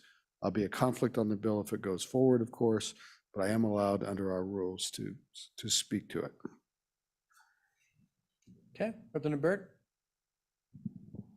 This could affect generational businesses, correct? I mean, if I have I don't know, say a business that's been in the family for generations, handed down from my grandfather or father to me, and if we pass this, I wouldn't be allowed to pass that back down, correct? It's only new ones. You would be I was only- grandfathered in for an existing license, so they're still transferable. It's just any new license, probably at our next census, unless one got turned back in. Still doesn't make me feel any better, but thanks. All right, so with that public comment, anyone want to testify? Do you have another question, Senator Scott, before we get going? Mr. Chairman, yeah, general question. I don't understand why this bill is being proposed. It looks to me like it's confiscating a piece of property of considerable value. And I was expecting to get a classic exposition of this sort of thing from Mr. Mosier, but let me just say that the proponents need to make a case for it, or I'm a solid no vote on it. Well, with that, let's take public comment. Mr. Mosier, come on down. I don't even know if you're a proponent of this bill, but go ahead. Mr. Chairman, oddly enough, I am a proponent if the bill does, I think, what it's intended to do. Part of the problem is I think I helped sow the seeds for this idea. The idea was, and if you look at the second page of the amendments I gave you, this kind of clarifies what I think the intent was. The intent wasn't existing liquor licenses. The intent was future liquor licenses authorized by 12-4-201, make them like bar and grills, so they're no longer property rights. So all the existing licenses, and in that case, WHAM and us are kind of on the same page. I see the last bill and this bill addressing the same issue. And that's the pursuit of the golden ticket for, I want a liquor license so I can go out of business and have an asset. And so whether we take the tact of having an application or initial license fee of a higher amount, or we make all new full retail licenses, and my amendment basically just inserts new full retail license and says authorized by 12-4-201. So it has to be a new license that's authorized through the population formula. I do eliminate, and Josh had also ably pointed out, I don't think that last line is needed if you're just talking about new full retail liquor licenses. But this was actually my idea. I mean, if you want to eventually, over time, solve the problem of the value of licenses, make new ones non-transferable like bar and grills. But you're right, Senator Scott. I'll go to the mat and lie in a curl, feed the position on the floor before I hurt existing businesses that, as Representative Burt pointed out, are generational and, like me, paid a lot of money for because we played by the current rules. We don't want to hurt them, but like the bar and grill bill you're looking at, any changes you make that affect small business, you want to make them gradual. You want to, and this would make it so all new next full retail licenses will be authorized in 2025 because we create new full retail licenses and bar and grills, et cetera, every 5 years. We base it on the census in 2010, 2020, 2030, and we go have a population estimate in the midterm at 5 years. So it would make it that when those 2025 numbers come out, if Casper, for example, gets a full retail, that one license is non-transferable. So that's the idea. Now, personally, I think either one work. Personally, on the first bill, I do not want to increase, obviously, for the annual licensing fee because we're going to have a lot of small businesses here. But that being said, if you just charge on that newly created license, either a higher application fee or you make it non-transferable, both solutions address the same problem, so it's an either or. But I think with the amendment we wrote, it clarifies we're only talking about those liquor licenses and not everybody else's that are already in existence. Does that clarify everything, kind Mr. of? Chairman, Nope, you're gonna have a lot of questions, starting with Senator Case. well, Mr. Chairman, here, I don't know how to go about this, but you're kind of creating two class of liquor license holders for retail. I guess you're protecting your members, and I don't know if the new guys will want to be your members, but you're in essence, there is a concept that if you put an exit fee on something, an exit tax, then you're actually discouraging entry. So we want businesses to come into the business. We want new retail liquor licenses if they're available. But if part of the deal is when you go to decide you want a new retail liquor license, you have to realize that you can't transfer that to anyone else. You can run it as long as you do, and I guess you just turn it in, but there's no value created over your lifetime of work or whatever to give it to someone else or sell it or realize some value. And that doesn't seem very fair or very American, if you want my. Well, and to pile onto your counterpoint, Yeah. Mr. Chairman, co-chairman or Chairman Case, I guess senator on this one. I'm just senator. I'm just a humble country lobbyist too. To further your point, when I sold my liquor license back in 2000, I didn't transfer it. I sold the shares of my corporation to somebody else. So the city council read about it in the paper. There was no transfer at all. Same corporation, different ownership. So you could circumvent that. And with that point, and it's a valid point, I kind of like the first one, just with the application fee, because it creates the less concern, except of course the increase in annual license fee. Let the cities make some money, because I love municipalities, and make it so may the best man win. If they want to go to a closed bid, I don't care. But just don't affect our existing license holders who've invested that money. So if you decide that the first option is your preference, whack this bill and we'll focus on the first one, because these two bills kind of do the same thing. If you like door number one, get rid of door number two. So talk to me quickly about unintended consequences.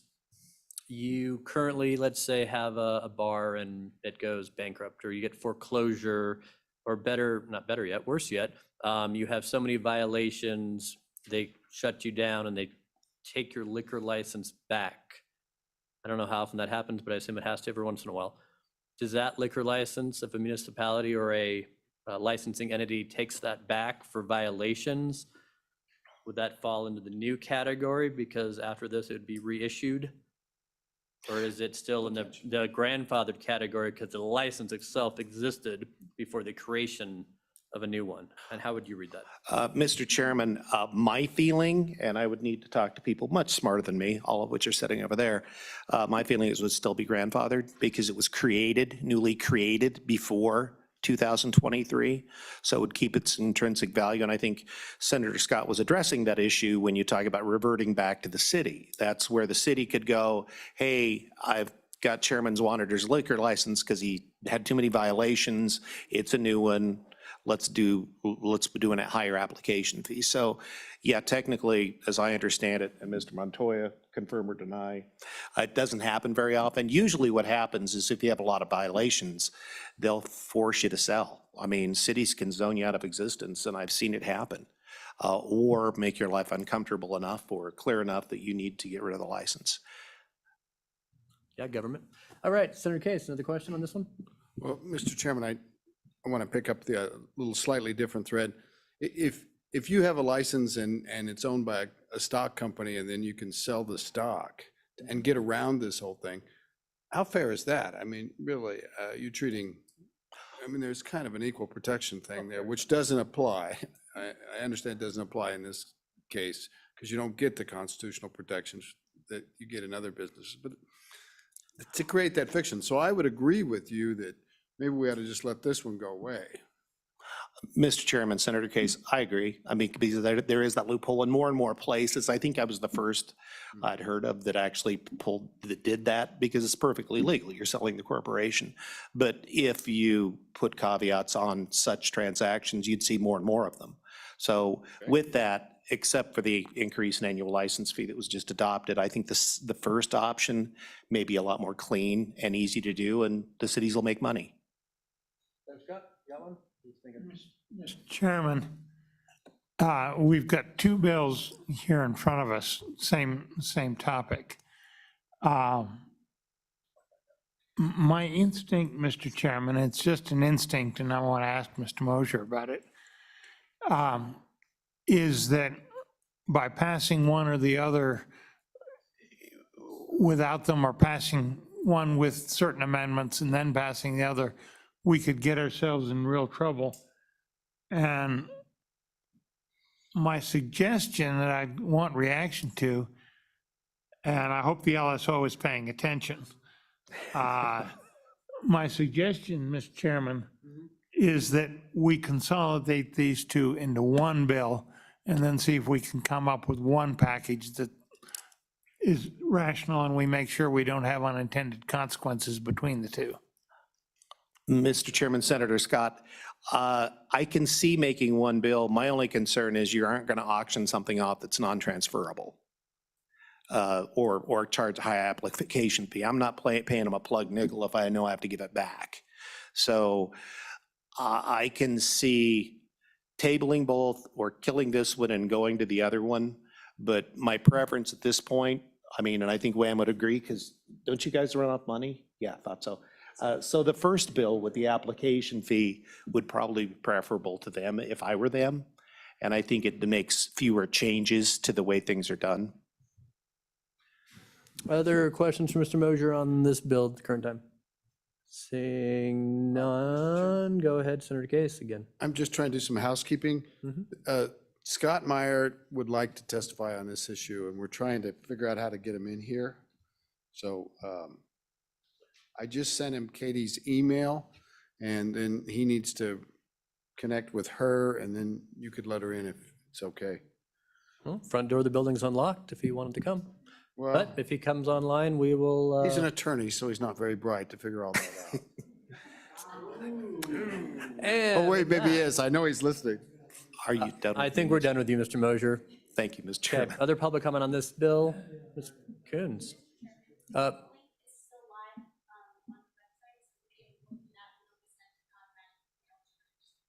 Try that on the mic so he hears it.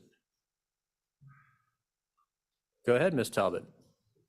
Mr. Chairman, the link is still live on the website to be able to register to testify for the meeting. So if he goes through the website, he'll be able to sign up, and then he'll be sent an automatic email to join the meeting if he uses that registration process. Okay.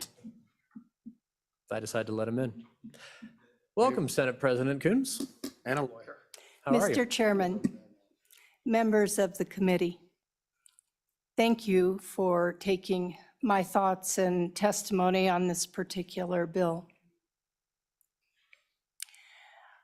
What I am trying to set up right now with my partner, Mr. J. Brent Coons, my son, is a simulator with golf and shooting. It's digital. It's software. It's entertainment. We'll be talking about that soon also. I think, Mr. Chairman, when the time comes to talk about entertainment, that we definitely need some definitions if we're even going to use that term. However, we set up an LLC. We purchased a building in downtown Cheyenne in an area that the city of Cheyenne is trying to renovate. It's at 15th and Pioneer, 2 blocks down from the depot.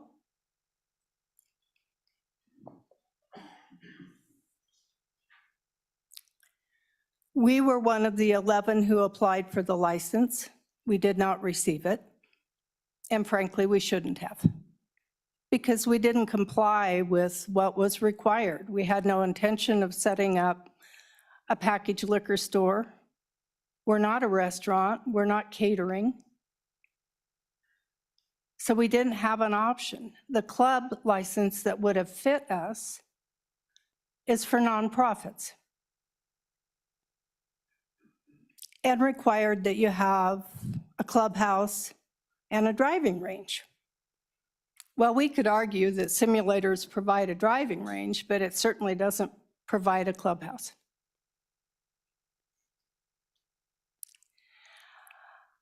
I understand protecting existing interests. I don't understand why you would want to prevent somebody else trying to set up a long-term interest, possibly within family, just because we happen to be maybe doing it in 2023 instead of many years ago. I question the inherency of that judgment and the value. I think that you achieve the goal with the increase in the fee for the license. I don't think you increase the issue of raising your annual fee. You're not going to make as much money on that. Are you talking about people being serious about spending money? Well, we bought the building, and now we are spending 2 7 figures to get it ready to open. That's a pretty significant investment to help provide entertainment and a service to the citizens of Cheyenne and to fulfill an entrepreneur's dream who has remained in Wyoming and in the city of Cheyenne. I don't think you want to throw cold water on that. And that's exactly what this bill would do. We have an LLC. The two of us are partners in it. It's very unclear to me what would happen if I fell off the perch, which is entirely possible. I think that it probably would stay with him. But what if there's a way to transfer to his eventual children or his nieces or nephews? I realize these are simulators. It's not like a ranch. It's not like a bar. But to remove that possibility, I don't think is a good thing. It's really important, as I did my research on liquor laws, which I frankly didn't know a lot about, that the state of Wyoming, it's very interesting, joined 16 other states in being a monopoly with some form of liquor commission.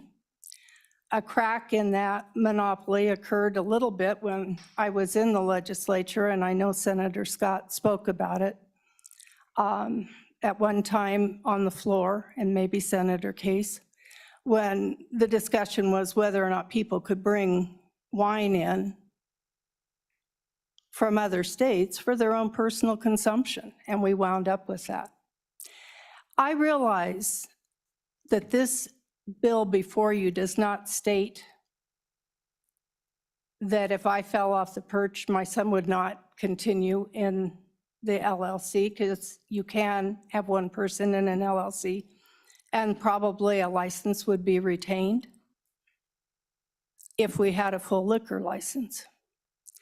But the message that it sends to young people trying to establish a business is the wrong one. And to parents, families trying to establish something that may go on for a long time, it's the wrong message.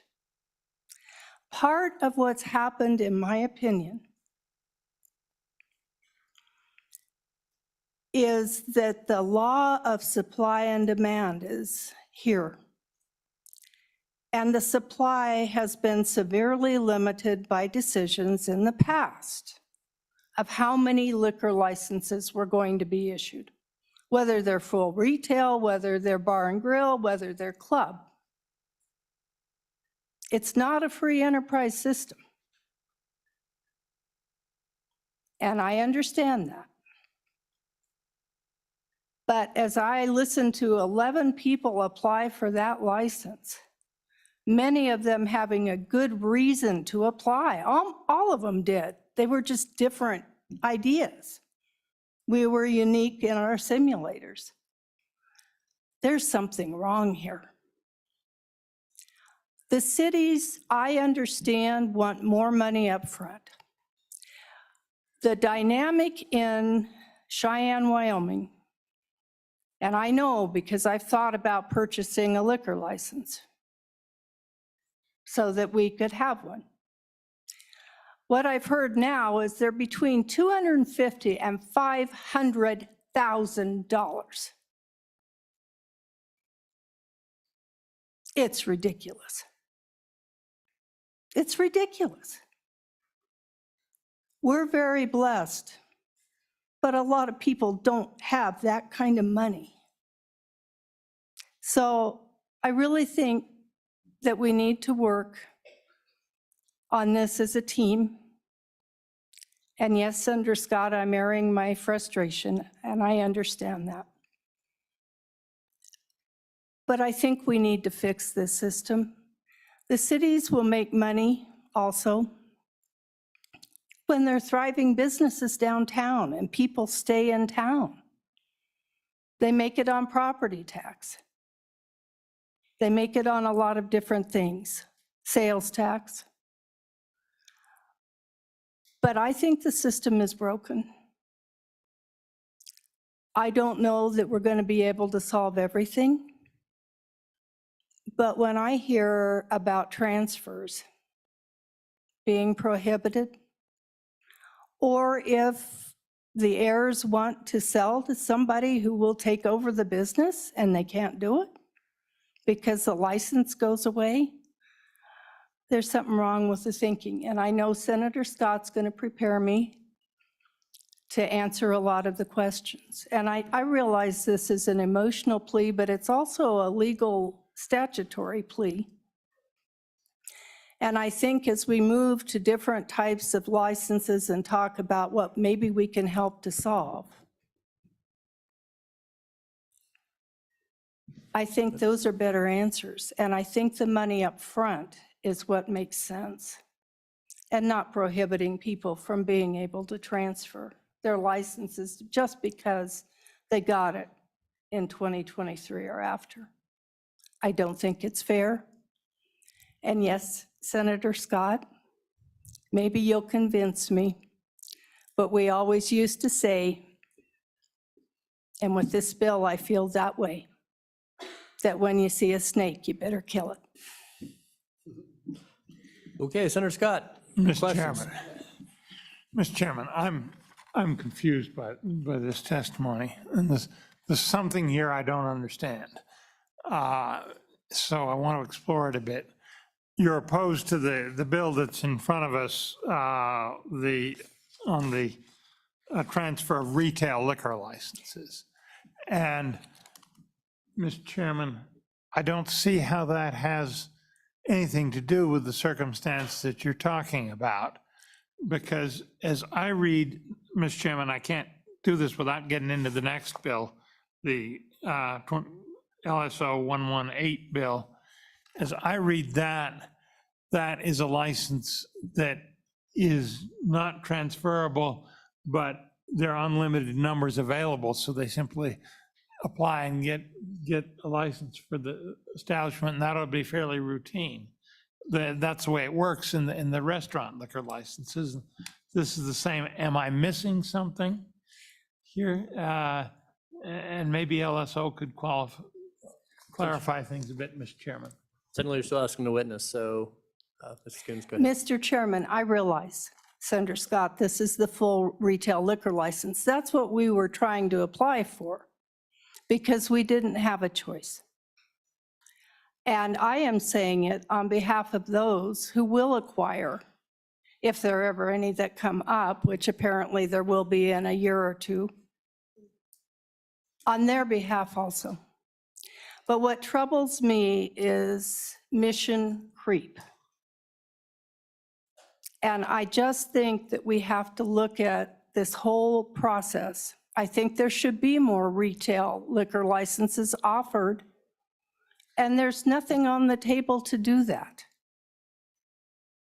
until 2033, and that reply is for bars and grills. I haven't seen a bill draft yet authorizing more retail liquor licenses. It's the possibility of going down that path, even with the big kahuna liquor license, that disturbs me. I don't think it's right. If you get your money up front, great, but don't do it at the end.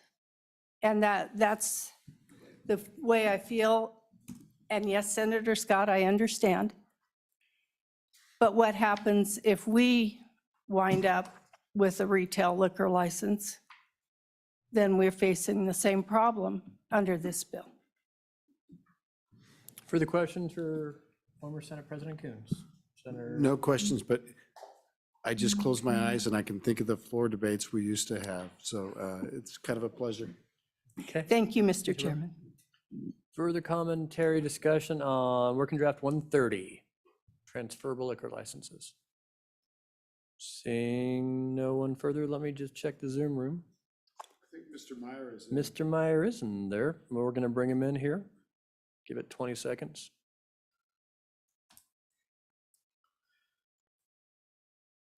And welcome, Scott. Floor is yours.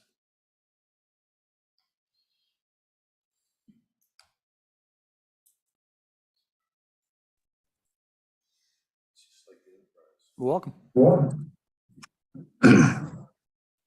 Morning, Mr. Chairman and members of the committee. Scott Meyer on behalf of the Wyoming Bankers Association. I just wanted to, I guess, get some clarification as I'm reading the statute, and I'm not sure, or the various statutes, but I'm not sure exactly how they apply with the existing statutes. If in fact a lender were to have used some of those licenses or used a license as collateral for a loan, and if in fact there was something that had to be foreclosed, if that license then was, I'm not sure how that works, because if we want to try to foreclose on something like that, it goes back to the city and it gets issued as a new license. And I'm just trying to figure out in my mind how this works with existing licenses.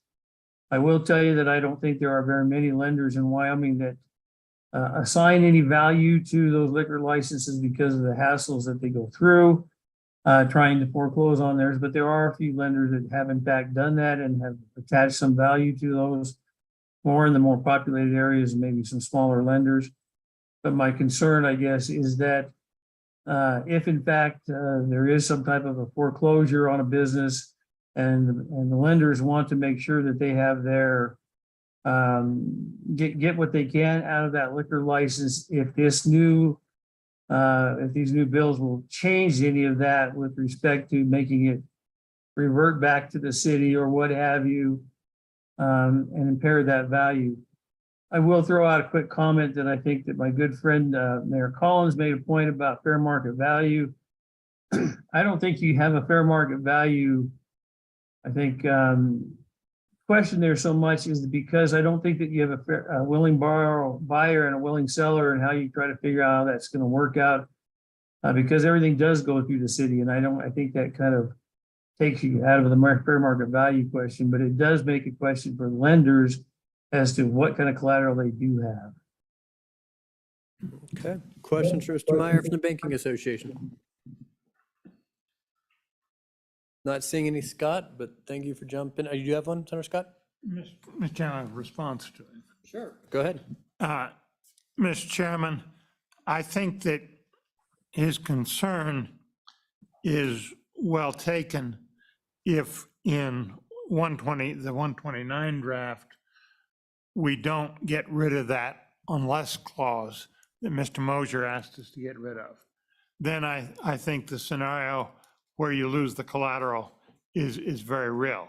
So I think that's, as we work that one further, that's one you need to look at. I'm not sure, frankly, Mr. Chairman, I'm hoping we will take the recommendation to just not go forward with 130. I think that it's a different approach to the same thing, and the 129 may be a cleaner way to do it. Okay. Further questions for Mr. Meyer? Not seeing any. All right, thanks, Scott. Other Thank you, sir. Other public comment on LSO draft 130? Mayor Collins. Mr. Chairman, this will be very brief. Is it a kumbaya moment? Mr. Mosher? Shall we hold hands? Pull the plug. Kill it. Mr. Chairman, I was just visiting with my friends at WAMN with 129. We just need to work on language, and there may be a few points of difference like license fees, but I think we can find common language on how to set the fee on the proper stuff. So we'll involve, of course, the smart people at LSO. We'll get the liquor division looped in and see if we can find some clean language on 129, because I think we're okay with it. Like I said, there's always points of contention. We need to just make sure the language is sound and it does what we need it to do. Mr. Chairman? Yep, go ahead. I agree. I think the original bill that we just talked about is the one that we need to work, and we're okay with this one going away. Okay. Any questions on that committee? Mr. Chairman. Senator Scott? So what you're recommending to us is to stick to 129 and drop 130. Well, any other public comment on 130? Seeing none. Committee, what's your pleasure on draft 130? Anyone want to move it? Definitely postpone. Sure. Motion to indefinitely postpone 130. All those in favor say aye. Aye. Opposed say no. Okay, and that one's toast. Moving on. That one took a little bit of time for that. We're gonna go, does anybody need to get out of here at any certain time? Anybody care which one we do next? We'll just keep going in order then. So 118 is my next one. No, it's, yeah, 118. It is the Tavern and Entertainment Liquor License. Josh or Anna? Anna. And actually, committee, I didn't introduce our newest member of LSO. She comes to us recently from the Supreme Court. You may have noticed we have a new face over there. And I don't want to mess up her name. So maybe if I just have you introduce yourself, if you have a mic. Tell us all about you, at least enough to, call on you and ask you questions. My name is Talise Hansen, and this is my first week of work at the LSO, so. Mine too.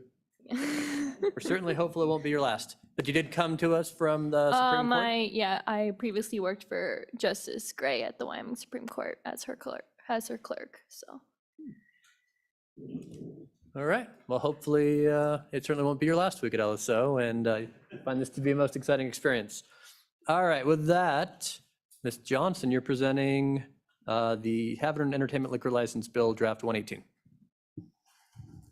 Mr. Chairman, members of the committee, this is the Tavern and Entertainment Liquor License Bill draft, and it would create a tavern and entertainment liquor license.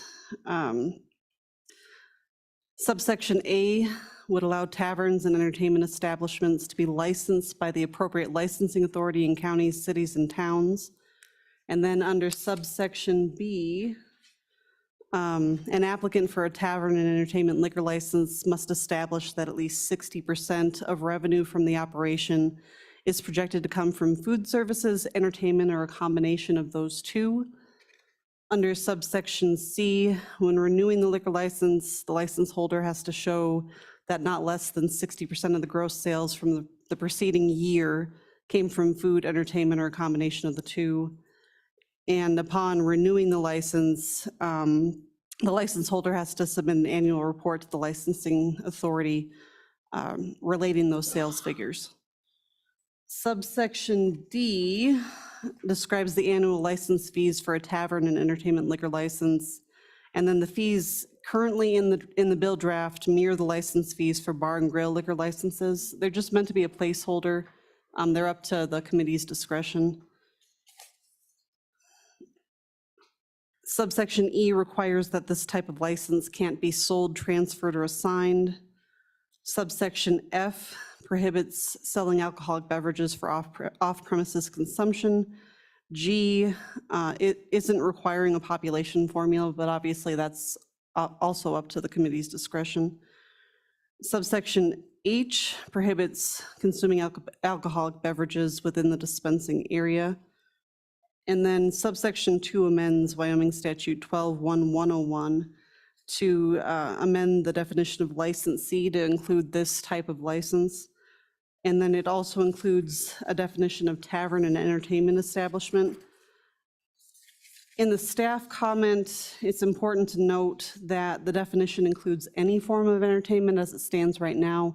The committee may wish to limit that definition. And then subsection 3 requires rulemaking by the Liquor Division and the Department of Revenue. Subsection 4 provides effective dates. And I would stand for any questions. Ms. Johnson. Yeah, go ahead, Senator Scott. Mr. Chairman, is my reading that this is creating these new tavern and entertainment licenses, and as written, there's no limitation on the number of these? It's like a restaurant license. That's correct. There's no population formula in the bill draft as it stands. Obviously, that's up to the committee's discretion. Okay. No other questions, committee, before we get started? I don't know, look, you don't want to go first, liquidation. Ms. Coons, do you want to come back? And I know you already, at our Hewlett meeting and this meeting earlier, discussed kind of the need of an inconsistency or at least an absence in our law for what's quickly emerging as new areas that aren't covered. If you'd like to talk about, I assume your agreement with 118, floor is yours. Thank you for this opportunity, Mr. Chairman and committee, and I will try to keep it a little bit briefer than my last commentary, although I would note right off the bat that subsection E, a tavern and entertainment liquor license shall not be sold, transferred, or assigned by the holder, is in this bill. I think that, Mr. Chairman, there need to be some very strong definitions of entertainment that could be interpreted in a lot of different ways, and some that are possibly inappropriate, and also could be a big loophole that could be a serious problem, not the least of which is, to begin with, that it is a legitimate commercial business recognized by the licensing authorities, meaning the cities, towns, or counties, so that you don't get into, oh, let's have a group of us get together and we'll find 50 of us and we can go out and have a liquor license. It's a serious potential problem. I think we need to avoid it. The reason that I stated, Mr. Chairman, that there are a lot of things coming up that are different. When we applied, and I just mentioned it in my previous discussion with the committee, that there was nothing that we could apply for. As a simulator business, they're Trackman golf simulators. If you want to know the details, my son would be happy to provide them, but they are used by the professionals, and they tell you all the information that you need. And like I said, if you need something more specific, my son will be happy to provide it, Mr. Kuntz. But we also will have shooting simulators, and they are laser shooting simulators, but with that come games, come moving targets, come all different kinds of things. I used it myself because I have a 45 and a 357 for my own protection. But they're locked away because of my grandchildren. But the fact of the matter is, I used this laser gun to practice, to see how it worked. And it was impressive. And the 45 with the laser did the same kickback that the 45 does with a bullet. So it was good. And it helped me to get my skills back up to where they needed to be, should I ever have that necessity for personal protection. But the point is that people could come in to our business and use it when it's 20 below, if they wanted to, or the wind is howling and it's 65 miles an hour, and you can come in to a nice location. So we wanted to have a liquor license, not in the traditional bar or resort, or this is unusual. I mean, this is something different.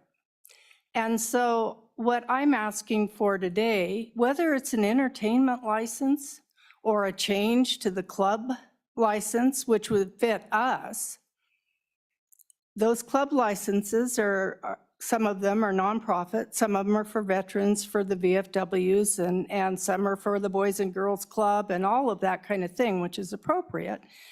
But they're for 501c3s, a lot of them.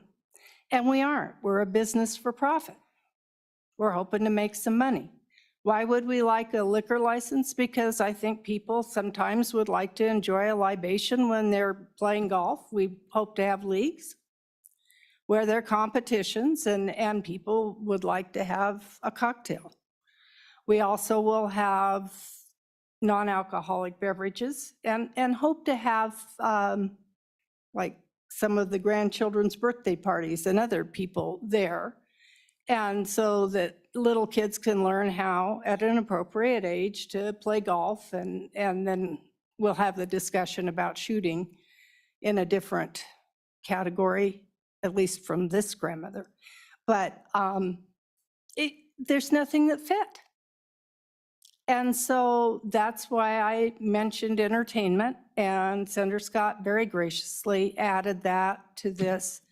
The problem I honestly have with it is that basically the way the tavern license is set up would do a 60-40 combination with food, like the restaurant license, and we're not a restaurant.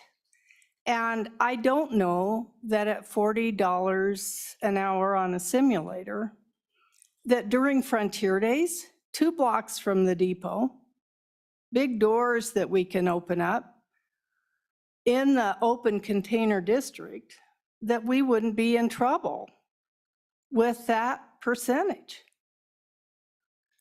We're going to have snacks. We're going to have fun bar food.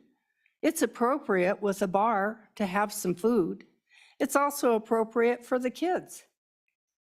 But to impose a 60% on us could very easily require us to shut the bar down somewhere during the year. With Frontier Days, it's crazy down there. We had 269,000, I think, Mr. Mayor, or Mr. Steenbergen, for Frontier Days. And a lot of them were downtown, right where we are. And so we could easily get into trouble with that, and also with leagues. So my concern, obviously, is the transfer issue. My concern is the definition. It's not just golf simulators that are coming. I don't even begin to understand it. I'm a dinosaur in the sense that when I went to school and did code, we had mainframe computers that took up huge rooms, and we were working on BASIC and Fortran. Things have changed dramatically. I don't understand the metaverse, but I think it's coming. I think you wear interesting looking goggles and do whatever you want to do. But the world's changing, and I think the liquor licenses need to change with it. So however you frame it, whether you go in our case, and you have to be careful because the Constitution prohibits special interest legislation, so I'm avoiding that. But it's just a suggestion that if entertainment is the wrong name to cover the new generations, then change the club license for golf, that would help us. But for other people that I think are going to testify on this too, the 60% is just too much for food. We're going to start a business where we bring food in from our restaurants to people that want to eat in our establishment while they're playing golf. But that means we'll bring it from the Albany or the Met or the pizza place or the whatever and put it on their bill. But we don't have room for a commercial kitchen, and we have no intention. We have a warming kitchen. Mr. Chairman, I believe Senator Scott wants to put me through the drill again. Oh, we'll go quick. Senator Scott.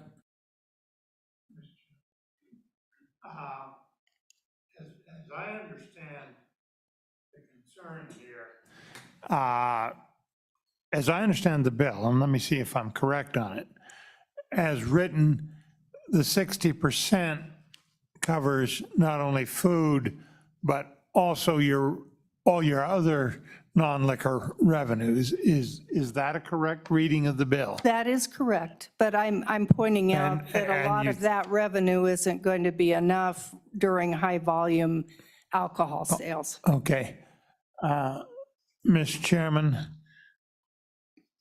I want to have something that will work for a fairly large spectrum of businesses that with some different business models, some stronger on food, some stronger in entertainment, and work given some of the local circumstances.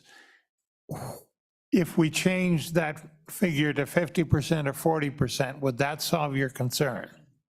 If it was 40% food and all other revenue, Yeah. yes, sir, that would probably be acceptable, but 60%, we're just worried we're going to have to shut it down. Go ahead. Mr. Chairman, or charge a higher fee or something during Frontier Days. Mr. Chairman, there's some obvious abuses in the entertainment area. We've got two routes to go in solving that, Mr. Chairman. And I want to describe them and get your reaction. One route would be to allow the local licensing authority to determine what forms of entertainment they're willing to issue such a license for, and give a lot of local control and flexibility. And that might, if you had, say, a resort town that was trying to have a particular theme or something, they might find that kind of local control quite useful. And you could prohibit some of the things that people might take offense at. That'd be one route to go. The other route is to us try to define entertainment more carefully. I would ask if you have any preference. My instinct is the local control, but that's just an instinct. Mr. Chairman, Senator Scott, I would agree with the local control. And the other thing, what I am trying to draw a picture for you here, and incidentally, there is a golf simulator here group that has, I don't know if they have a building or what they, what all they have, but here in Casper, there is one that I suspect would like to apply for a liquor license as well. I think it should be a matter of local control. I want to clarify a little bit, those big garage doors, like in a pole barn, or I have one in my riding arena. We have two of those, and so what will happen is what, during Frontier Days, is people will come into the bar to get a drink and then take it outside because it's an open container during certain months of the year, and they won't be playing golf. And that's why we could wind up going over if we tried to serve them. Our Kiwanis Club even puts beer out for Friday night on the plaza because they're allowed to do it, and they make some extra money. So that's why I said Frontier Days could be kind of crazy and push us over, but I think 40% would help us to meet that. Further questions? Thank you. Thank you. Not seeing any. Thank you much, April. Other people willing to testify? I know we have some in the Zoom world. I think let's start with Brittany. Ms. Wardell, floor is yours.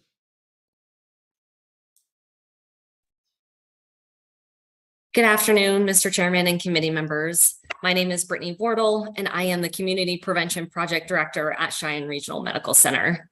I am also a responsible beverage service trainer supporting our community-based events, organizations, and retailers here in Laramie County. I want to thank you for your consideration of these issues and share a few key points from a public health perspective. A lot of the discussion has been about economic development. I want to remind this group, as you consider allocations and how this might work for the future, that there are also economic costs when we talk about alcohol. Wyoming has the second highest alcohol-induced death rate in the United States. Ours is 35.6 per 100,000 compared to the United States, which is 13.1 per 100,000. The cost of excessive alcohol use in the United States, this is in 2010, reached almost $250 billion. And for us here in Wyoming, that current day cost is $800 million for our state. That's the equivalent of $3.15 per drink. And Wyoming has the fourth highest cost per capita across the United States. Most of these costs result from losses in workplace productivity. Nearly 75% of those losses are for the workplace. So please consider the impact to employers that increasing alcohol licenses might possess. Additionally, we know that regulating alcohol outlet density within the community has both public health and public safety benefits, such as reductions in suicide deaths, excessive drinking, underage drinking, crime, intimate partner violence, child abuse, and gun violence. The evidence demonstrates that greater alcohol outlet density is associated with increased alcohol consumption and any related harms that might include injuries, crime, and violence. Here in Wyoming, in 2021, 18% of our suicide deaths included an alcohol attributable condition. So this is an area that we definitely want to see improvement, as we are #1 in the country for suicide deaths as well. Alcohol is the most commonly reported substance used in Wyoming for both adults and for youth. In 2020, 27.8% of our high school students and 53% of adults reported drinking at least once in the past 30 days. Specifically in Laramie County, our recent community health needs assessment highlighted several concerning issues with alcohol for us. In Laramie County, 41% of our arrests in 2021 involved alcohol, a significant burden for our law enforcement partners. 25% of total offenses were DUIs with an average BAC of 0.165, so double a DUI. And 33% of driving deaths involved alcohol. For top US performers, that's about 10%. So we know that alcohol is a substance that causes much public health, public safety, and economic burden to Wyoming. However, there are a variety of evidence-based strategies that have been shown to effectively reduce excessive drinking and those related health and social costs, mitigating some of these alcohol-related harms that we've discussed. So one, of course, is increasing alcohol excise taxes. Another one is regulation of alcohol outlet density. That's a lot of what's been discussed today, limiting the number or concentration by area or population of the licenses that are put out. Additionally, you can maintain limits on days or hours of alcohol sales. And finally, you can hold alcohol retailers liable for injuries or damage, also known as dram shop liability. Acceptability, availability, and affordability are all factors that influence people in their consumption of alcohol. So acknowledging there's a lot of work that you all do to maintain a balance of striving for economic growth while protecting those factors that impact the health of our communities. So thank you for your consideration of these issues. I'm happy to stand for any questions. Thank you, Ms. Wardle. Any questions? Not seeing any. Brittany, thank you for being here today. I do see Mayor Weaver also jumped online on the screen. You know you've been in politics too long when you remember that the interns are now mayors around the state from the legislature. So I've been getting old. Paul, welcome. Jump on in. Thank you, Mr. Chairman. You and me both. And I appreciate very much the opportunity to provide just a quick little bit of testimony on this. And I want to also thank the committee for the opportunity to do that remotely. That continues to be a great tool, and I just want to thank the committee for that. I'll be brief. The committee has talked a lot today about different possibilities to work around what seems to be the central problem, which is that in certain instances, our current liquor license laws are creating some negative consequences. The limited supply and restrictions on types of licenses is constraining business opportunities. And I can tell you that's certainly been the case in the city of Laramie at times. So we've heard and learned about a couple of possibilities to try and meet that challenge. And I think create tools and encourage people to pursue some of their business ideas. I can relate to you that over the last decade, the city of Laramie has had some interesting and creative business opportunities that we just haven't been able to help. We haven't been able to encourage because there simply was no way to issue them any type of license. And that isn't a great economic development situation, Mr. Chairman, and it isn't a great small business situation. And I think it would be a big positive for Wyoming cities and towns to have a few more options available for up and coming business people and their ideas. I believe the local control approach that was discussed just a few minutes ago would work, provided some basic guidelines from the Liquor Commission and some basic definitions around what might fall under entertainment. I think that might be something worth some discussion. I'd also like to offer the thought to the committee, Mr. Chairman, that when you add activities in with alcohol consumption, that takes the emphasis off of drinking alone. For instance, if you're out and maybe you're out in Laramie and you're having a beer and you're bowling or playing pool, there is another activity in the mix besides just bending elbows. And you can see how other activities could be certainly those that would have a similar effect. And I'd also like to just share this with you. You might hear differently from some other city government folks in testimony today, but there have been instances when certain business proposals seemed interesting and creative enough to me as a member of the Laramie City Council that I personally would not have cared all that much if the city didn't charge $1 more for the issuance than it would cost to administer them. And I'll just give you an example. We had a proposal for a pinball and classic arcade game business. And Mr. Chairman, speaking of age, if the phrase classic arcade game seems odd to you or other members of the committee, let me just say that's a thing. And it does make me feel old, but it's a successful business model in other communities, particularly where you have some of the younger adult population communities that have college or universities. You've got people in their 20s or 30s. That is a business that they like to be able to go to, and it's been successful in some other places. We couldn't issue a license for that business. And I would be willing to share with you today that that business would be active and successful if we could have accommodated them. In any case, Mr. Chairman, in closing, I think increasing the number or type of licenses which this legislation proposes would work, and it does appear to be a good solution at this time. And I just want to thank you for the opportunity to share those thoughts with you. And if anybody wants to ask me any questions, I'm certainly here, Mr. Chairman. Okay, thank you, Mayor Weaver. Any questions for Paul? Seeing none. Appreciate you jumping on. Thank you. Other people who wish to testify in favor, Mr. Mosier, come on down.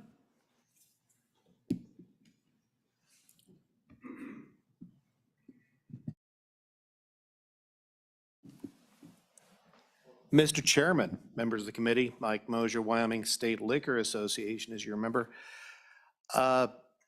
We support the bar and grill coming up with a slight amendment. I just wanted to preface that before I said, this is an awful bill. The reason, and I'm not blaming LSO, but it uses entertainment. So I'm a pretty simple guy. So I resorted to the gospel according to Merriam-Webster.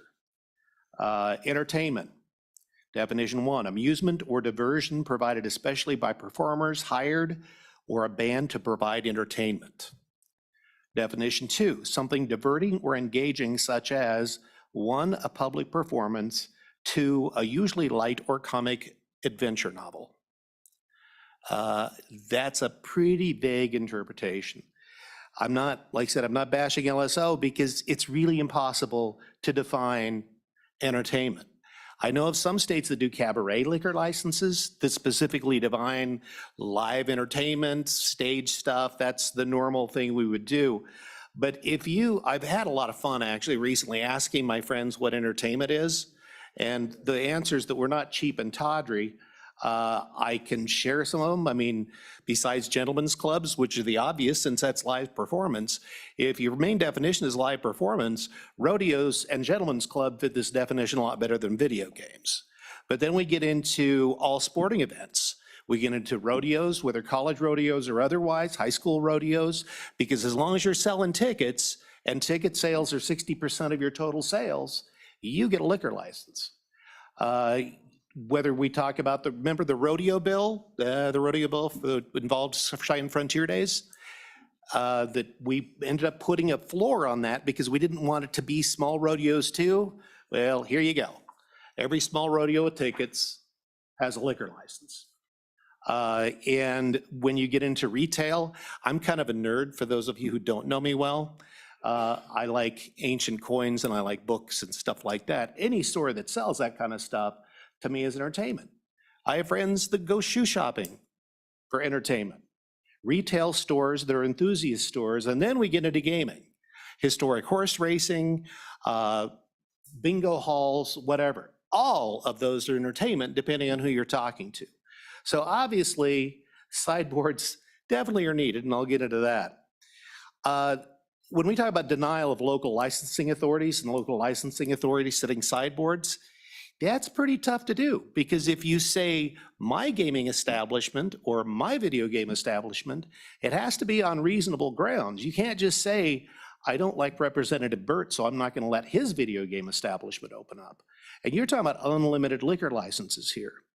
So I just want to clarify, committee, before I lose everybody, because I will get people who say, you're just protecting your retailers. Yeah, that, but there's another hat.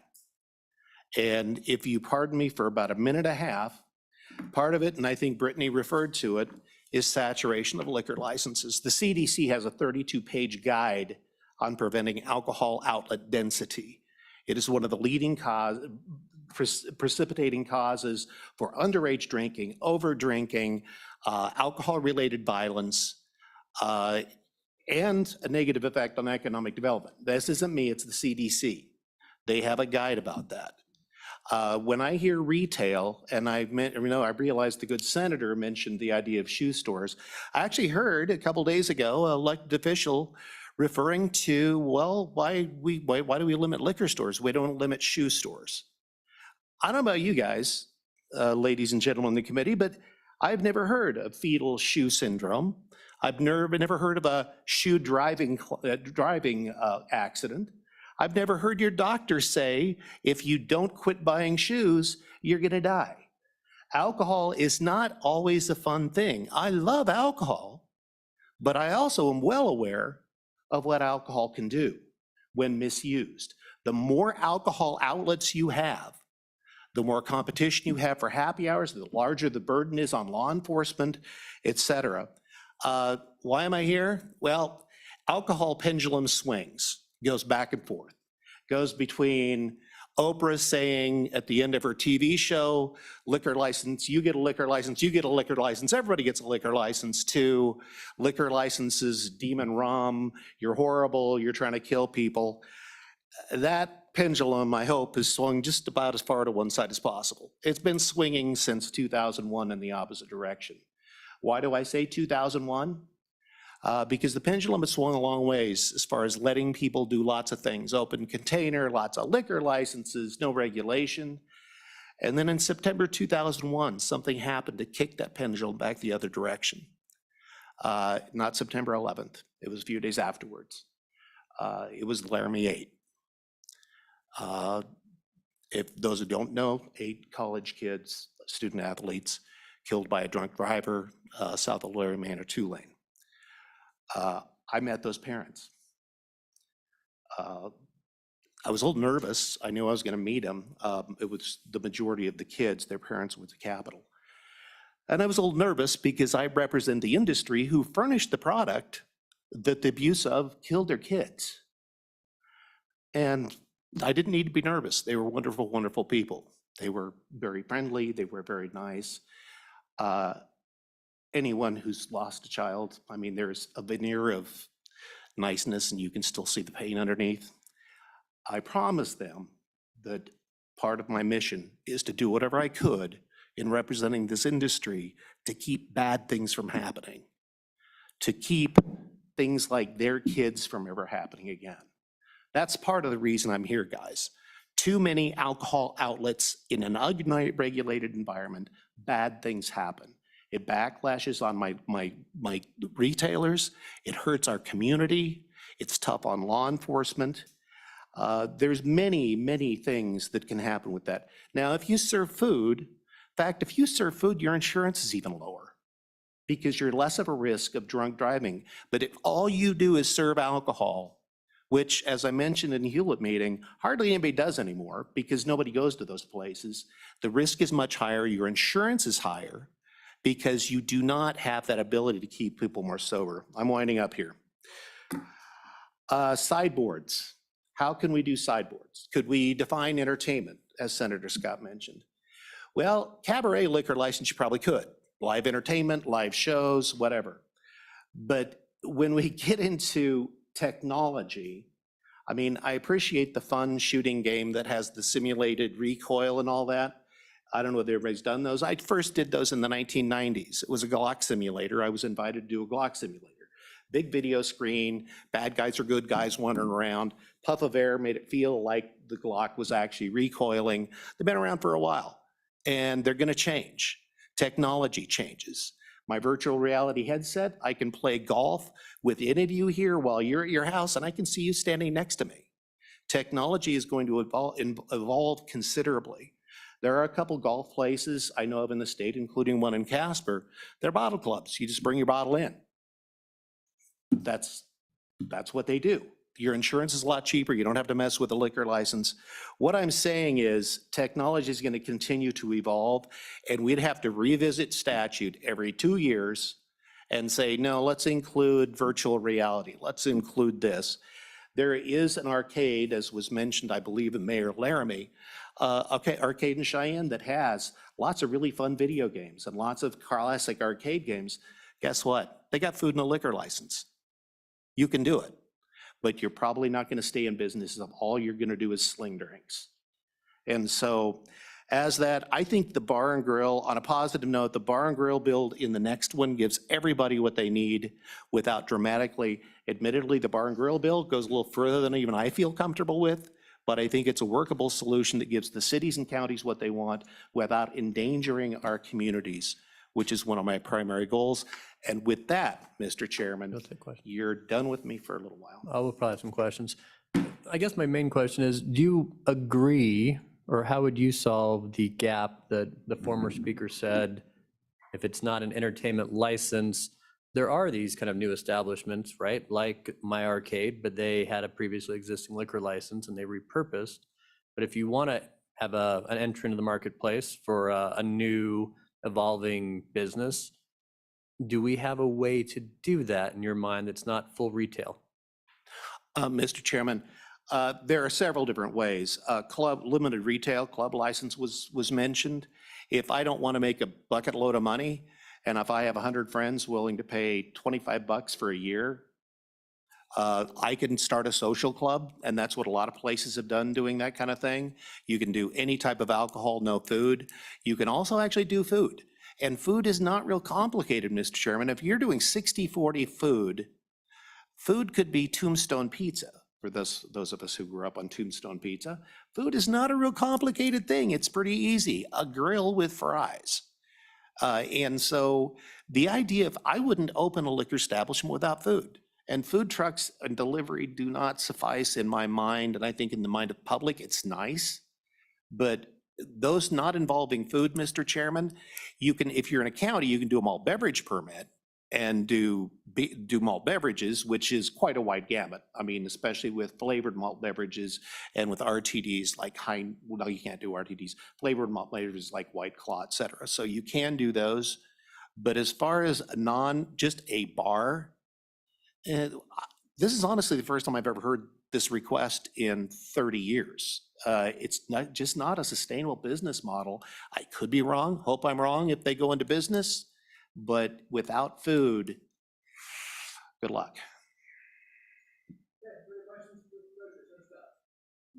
Two questions. First one, as this bill is written, if we were to pass it this way, am I right in thinking that this tavern and entertainment liquor license is not a full liquor license, does not allow package sales? Is that correct? Mr. Chairman, Senator Scott, that is correct. They also could not cater. Could not cater. Yes. Okay. Mr. Chairman, second question. I do see problems with the entertainment, the definition of that, and I don't want to try to define it here. Suppose we added the language to this section that, and I don't quite know the exact placement, but I think it'd be easy to work out. But the language would be, the licensing authority may determine on a case-by-case basis the types of entertainment which qualify for these licenses. And that would give local control, give opportunities for innovation that frankly a city or a county could experiment with and see if it worked or not, and could limit the types to the kind of community that they're trying to build. And I wonder if that wouldn't go a long way to solving some of the problems, and I'd like your reaction. Mr. Chairman, Senator Scott, thank you for the question. Good question.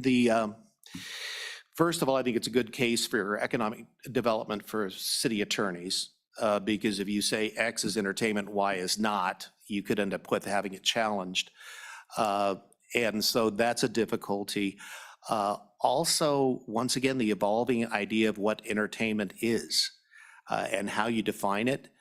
They mentioned the liquor division coming up with it. Now, if you specifically said, Chairman Scott, and I'm with you, but you should specifically say in statute, what do we refer to? Are we referring to a cabaret liquor license? Are we referring to live entertainment? But if you're referring to something like video golf, that's technologically going to be evolving and changing every day, or video shooting.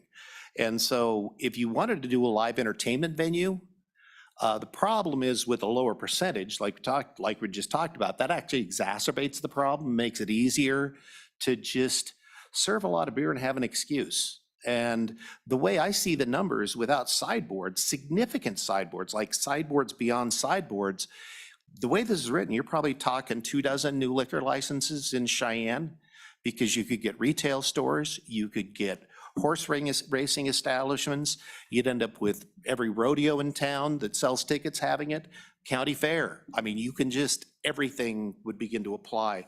So Senator Scott, to your question, if you want to do sideboards, I don't know how, but I think the state needs to do it. The other problem is if I'm a city council member or a mayor, I'm stuck with what the last guys thought was a good idea. And so if the last guys thought throwing out liquor licenses like Oprah at the end of her show is a great idea, I'm stuck with what they decided to do. And restricting existing liquor licenses would be pretty difficult. So in my mind, Senator Scott, I think the sideboards need to come from the state in the law rather than trusting whatever the city council decides to do at the time. I bet we have a lot of more public comment to come, so don't go too far. I know you won't, Mr. Mosher. I'll be a lot briefer on the bar and grill, Mr. Chairman, if that's any comfort. You promise. Other people testifying on tavern entertainment licenses. Commission, council, I'm never exactly sure how you guys phrase it up there. Councilman Jorgensen. welcome. Thank you so much. I'm Vice Mayor Arn Jorgensen with the town of Jackson. And really briefly build on a couple of comments from Mayor Weaver. Oh, we're all trying to help Senator Scott here. Here I am. There it goes. Thank you, Scott. I'll make you feel at home here. I'm Vice Mayor Arn Jorgensen with the town of Jackson. Thank you for the opportunity to address the Joint Committee, and thank you for your service to the state of Wyoming. I wanted to build on the comments that Mayor Weaver was saying and speak. These comments are generally applicable to both this bill and the bar and grill bill following this. The town of Jackson has been consistent over the years of asking for ways to take into account communities like ours, which have significant visitor populations. The population based on, or the numbers based on population just doesn't take into account the density, which is a very good comment that was made earlier about we need to manage these densities. In our community, the densities far exceed what our local population demand or impacts would account for. And I understand that these bills do not address that directly, but what they do is give us some additional flexibility and gives us as a local jurisdiction the opportunity to address some of our local needs and desires. Just last week, we considered several licenses. We had 6 applications for 3 licenses, which I don't think, it's been a long time since we've had that few. And when listening to the public comment, all 6 were very solid, dedicated community members. They were very, very good applications, but the usual mix was missing. There wasn't that creativity. There wasn't the thinking about that new business opportunity. And it was something that was notable. And based on public comment, my sense was that businesses did not submit because over the years, literally decades by one comment, we were making statements that we don't have the numbers to award these licenses to these other kinds of communities. So there really has been a kind of a downward pressure on people thinking of different opportunities to serve the community. And what these changes would provide a wider range of opportunities. They also, and I can think in our community, and I very much appreciate the discussions about how you define entertainment. I think that's a realistic discussion. We've also had our movie theater come in and talk to us about staying in business because of a changing environment. And this is an important element in our community that would be significantly helped in this situation, potentially. We have our bowling alley that's currently closed. So I think there are also, not only is it new opportunities, but to maintain our existing small businesses. And that's what I really wanted to say. And thank you very much. And again, these comments would also apply to the next issue. I think I'm not sure if it worries me, but I'd like your response, is so many things in your community. When we say entertainment, especially in your part of the state, entertainment is somewhat recreational. I mean, entertainment by its very nature is some type of activity. And I would say when you have activities and alcohol, you increase risk, whatever probably that activity is. So in your community, you know, your rafting company says, hey, wine and raft down the Snake. It's a very bad idea, right? My cousin died that way. Very bad. But most of our other, I guess that's my concern, is so many recreational opportunities, adding alcohol in the mix. But I'm still trying to find there's got to be a way for innovation and to have some things that our laws don't cover. Does that concern you, I guess, is my question. When you think about the type of activities, certainly watching a movie, we have that in my community. You can now order alcohol in our separate over 21 area. That doesn't concern me as an entertainment venue, but most other things that are active probably do. So Chairman, I appreciate the question. I think it's a very good question. The way I was reading this proposed draft, that is location specific. So some of those examples would be that you would be in a place of business and you would have those controls that come along with that. You used an example of a rafting company. Clearly, that is not something we want to be encouraging. But I guess I would look at this as ways to help businesses in a location, a significant individual location, as opposed to something out in the landscape. Thank you. Senator Case. Mr. Chairman, just slightly different angle on some of this. Your community is very unique in that you have a permanent resident population and then you have this huge number of visitors, but the alcohol some of it is limited by the permanent residents, you know, and strikes me that, I mean, your community doubles in size or greater, and yet you're limited by the formula for permanent residence of someone that's a static community. And that kind of plays into the mix too, about what a community needs, and, you know, so. Well, Chairman, Senator Case, you're absolutely correct. And, you know, I've heard over the years, probably some of the discussions that you've had up here, you know, could you tie things to lodging tax revenue or some other mechanism that tried to get a sense for that? These clearly don't do that. There's some complexity there that I think this draft and the next one are a much simpler way to just provide more flexibility to the local jurisdictions. But I appreciate the comment, and that's very much the concern we have, and it is limiting. I mean, again, what we considered last week, it was striking that there were very traditional, great businesses, very traditional kind of, these are the things that licenses are structured for, and there wasn't a lot of people that are out there wanting to do something new and different. Further questions for the Vice Mayor of Jackson? Seeing none. Thank you. Yep. Tell your dad we said hi. Absolutely. Those of you who are newer, his father was a state legislator for a long time when I started. Other people testifying, come on down. Welcome, Mayor Collins.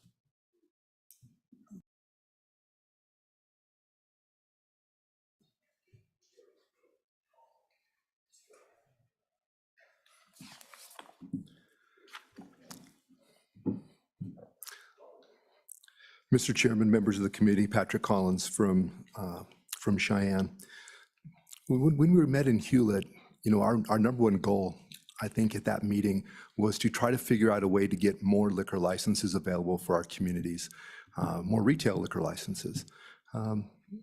We recognize that fighting with the Wyoming State Liquor Association is probably not something that we wanted to do, and so we were looking for an alternative, and we proposed a tavern license, which is basically a retail liquor license that does not allow you to do packaged liquor or to cater. And Senator Scott, it was a pleasant surprise when you talked about the idea of a entertainment license. At least it was for me. You know,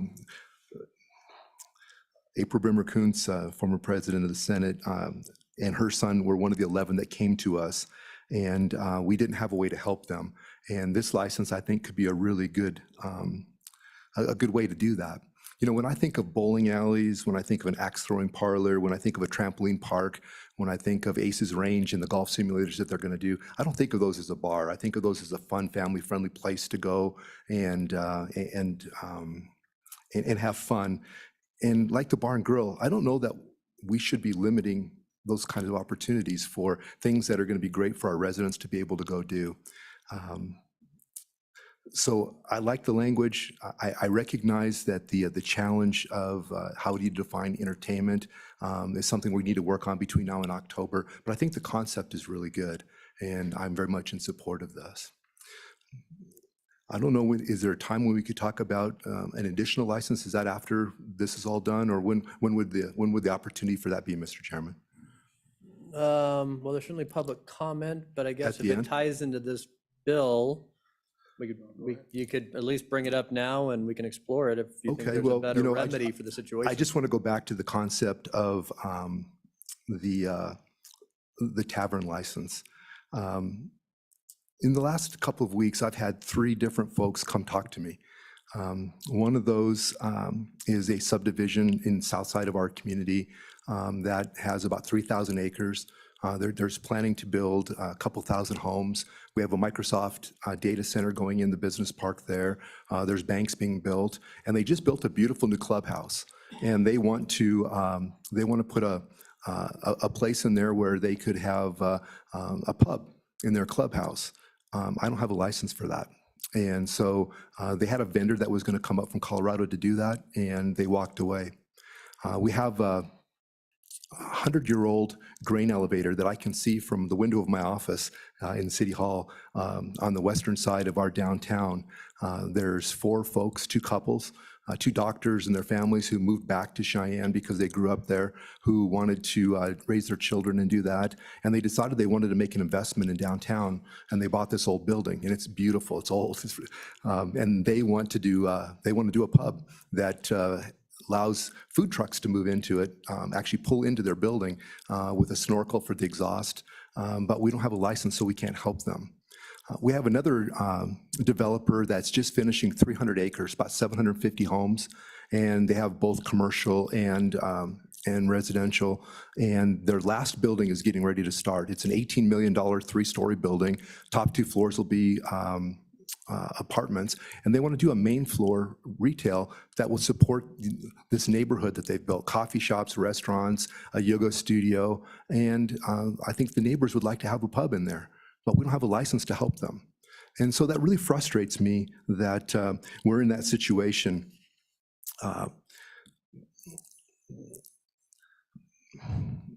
In Cheyenne, we have 38 people who own a retail liquor license. Some of them are good friends of mine. And I feel like our future growth is being held hostage because no one wants to do anything that would take the sale of even one beer from those 38 people. I've heard all the reasons, you've heard them all, but it frustrates me. I think it's hurting our ability to diversify our economy, to add to the quality of life of things that people want to do. And I think today we have an opportunity to create a license that would give us that flexibility. You've heard the challenges of entertainment. You've heard the challenges of people don't want to be in a restaurant. And I appreciate not having any new retail liquor licenses. It's a battle I want to fight someday, but today's not the day. But I think this tavern license has an idea that could work. And I would just really encourage you not only to support the idea of the entertainment license, for the Kuntzes and that, I think it's a great idea, but also to think about those people who don't want to be restaurants and they don't want to do things. They have a neighborhood and they want to have a pub so that they can get together, walk to it in the evenings and do that kind of stuff. I think there's a real demand for that, and I think that our laws don't allow for it, and I would like you to help me remedy that situation, please. Is our community out of bar and grill liquor licenses currently in Cheyenne? Yes, sir, we are. We have 38 retail licenses. We have 17 restaurant liquor licenses, 14 bar and grills, and we are sold out of all the ones that are limited by population. Questions for the Mayor of Cheyenne? Seeing none online or in person. Thank you much. I'll just be very brief and just shoulder up on what the mayor said. Mayor Bridger, Sheridan, Wyoming. I think what we're searching for with this particular bill is just some flexibility. Something that's not strictly a bar and grill, something that we can have some differentiation. And so that's the main point I want to make. I realize it might have some hurdles as far as the verbiage of entertainment. But ultimately, we were looking for something that when we have a unique situation there, that we can have a license that facilitates that. And so that's kind of my thoughts behind this bill. Mr. Chairman, the gentleman, I didn't understand where he was. Oh, I'm sorry, Sheridan, Wyoming. Mayor Sheridan. Yeah. Other questions, thoughts for the mayor? Seeing none? All right, thank you, guys. Thank you very much for coming down. Other public comment on this bill draft? Mr. Odekoven.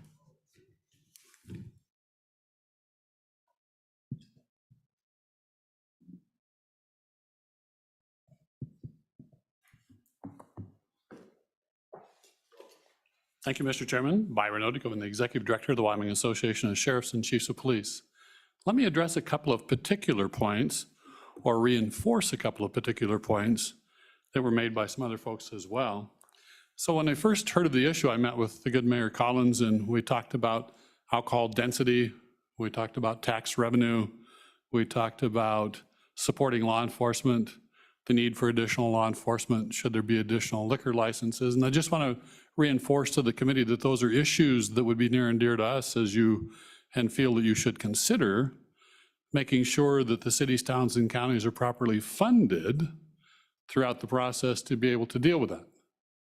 As we all are working with tight budgets, I'm pretty sure that an additional license doesn't just come with an additional officer or additional revenue to be able to deal with additional issues and problems associated with alcohol. So don't be surprised if cities, towns, and counties suggest that they may need some additional money in the long run, not necessarily directly associated with the bill, but within the long run to help deal with additional problems that additional alcohol density may bring. So we could talk about that. There's been many reports. I think one was cited from the CDC. There was an additional report, if you look out of the state of Alabama, 1st of June of 2022, that talked about rural population and the harm of alcohol density has on alcohol-related offenses, alcohol diseases, a host of issues that rural areas tend to have a disproportionate number or an amount of, as opposed to metropolitan. Not sure what all that means. Interesting report, worthy of mentioning that we may have some unique issues given our very rural nature that we too have as well. We could spend quite a bit of time talking about the effects of alcohol or the speed to which alcohol metabolizes within the body with food or without food. And I think it was mentioned that alcohol establishments of late have recognized that and involved more food in their sales as part of their business model, I think in part due to that recognition of that alcohol metabolism and having a good patron as well. Good patrons seem to make better decisions when they're not quite as inebriated as they would be if they were not eating. And the study also talks about maintaining limits of hours or days of week, helping to reinforce part of that good business model, attracting good employees depending upon their hours, and some of those kinds of things with hours of sales, days of week, et cetera. We could talk about and spend quite a bit of time talking about best practices for retailers. We have in the past. The Department of Health, it was mentioned, the pendulum from years ago in 2001, 2005 bracket. We had quite a bit of presentation before the legislature on retail practices and business practices. I think that's when we came to legislature and talked about tips and requiring tips as a best practice for cities, towns, and counties to adopt as part of liquor establishments, and talking about good retail business practices. Let me finish by reminding the committee, and it was touched on slightly, and I mentioned it to begin with, that alcohol comes with some additional issues. For example, in the report that the sheriffs and chiefs have completed every year for the last 10 years, alcohol in Wyoming, in terms of custodial arrests, in the latest year is 2021, nearly 57% of the people that we arrest have alcohol in their system. Public intoxication is about 16% of our arrests. Alcohol blood content for people that are intoxicated, public intoxication is 0.23, so nearly 3 times the presumptive limit. DUI is about 32% of our arrests. The DUI rate, which was mentioned earlier, for 2021, the average DUI, 0.163, nearly double the presumptive rate. I know in years past, we've talked about the number of people that get arrested for DUI and what that number might look like, but when it's 0.163, it's fairly obvious that we have a DUI situation. One thing that was not mentioned that I do want to touch on, and that is the WISAC, I believe, conducted a survey last year involving nearly 5,000 Wyoming residents on the subject of alcohol. The survey results pointed out that 79% of the people interviewed thought alcohol abuse by Wyoming adults was a serious or somewhat serious problem. When residents were asked whether they would support law prohibiting sale or serving alcohol to over-intoxicated people, that over-service question, 64% said they would support, 17% said they would somewhat support the law. But 84% of Wyoming residents believed that drinking and driving in their community was serious or somewhat serious problem.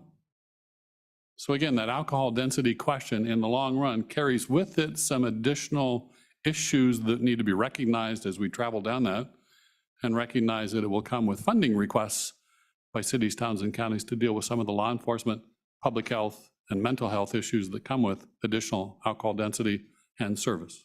Mr. Chairman. Questions for Mr. Odekoven, the sheriffs and chiefs? Not seeing any. Thanks for being here. Thank you, Mr. Chairman. Going to go online to Ms. Seitz, who had their hand up. Jen, the floor is yours. Good afternoon. Thanks, Mr. Chairman, and to the entire committee for the opportunity to testify today. My name's Jen Seitz. I live in Cheyenne, Wyoming. My husband Greg and I are native Wyomingites. Could you speak up just a little bit or get closer to the computer for us, Jen? Sorry. Give this a try. Is that better? That is better. Thanks. Wonderful. Okay. My name's Jen Seitz. I live in Cheyenne, Wyoming, and my husband Greg and I are native Wyomingites, small business owners and entrepreneurs. We recently became acutely aware of the challenges that business owners and entrepreneurs face when it comes to current liquor laws and licensing options and the availability of those licenses in our state. In January, we applied for a single available retail liquor license in Laramie County, and we did that because it was the only license at the time that would have supported our vision. Our business model was to revitalize a 110-year-old grain elevator, a historic building, and create a unique tavern atmosphere, as well as provide an indoor location and platform to support partnerships with a growing number of food trucks that are very successful and thrive for only part of the year, yet struggle during the cold months in the state of Wyoming. Our goal was not to start a restaurant. Rather, it was twofold. It was to revitalize a historic building in the west edge of Cheyenne and to provide a key component for potential partnerships that would allow the food and entertainment to be provided by other businesses, and therefore allowing multiple businesses to thrive. This inspiration came from similar locations located all over the country, from Colorado to Wisconsin to North Carolina, and so on. And that has yet been done here in Wyoming. As one of more than 10, actually you've heard it, 11 applicants for one retail liquor license, the competition was very tough, and ultimately we were not awarded the license. And given the lack of other license options that are currently available, we're disappointed to find ourselves unable to move forward and follow through with our plan, as well as a significant investment in our community. Let me say that I think that the efforts toward creating a new tavern license are absolutely a step in the right direction.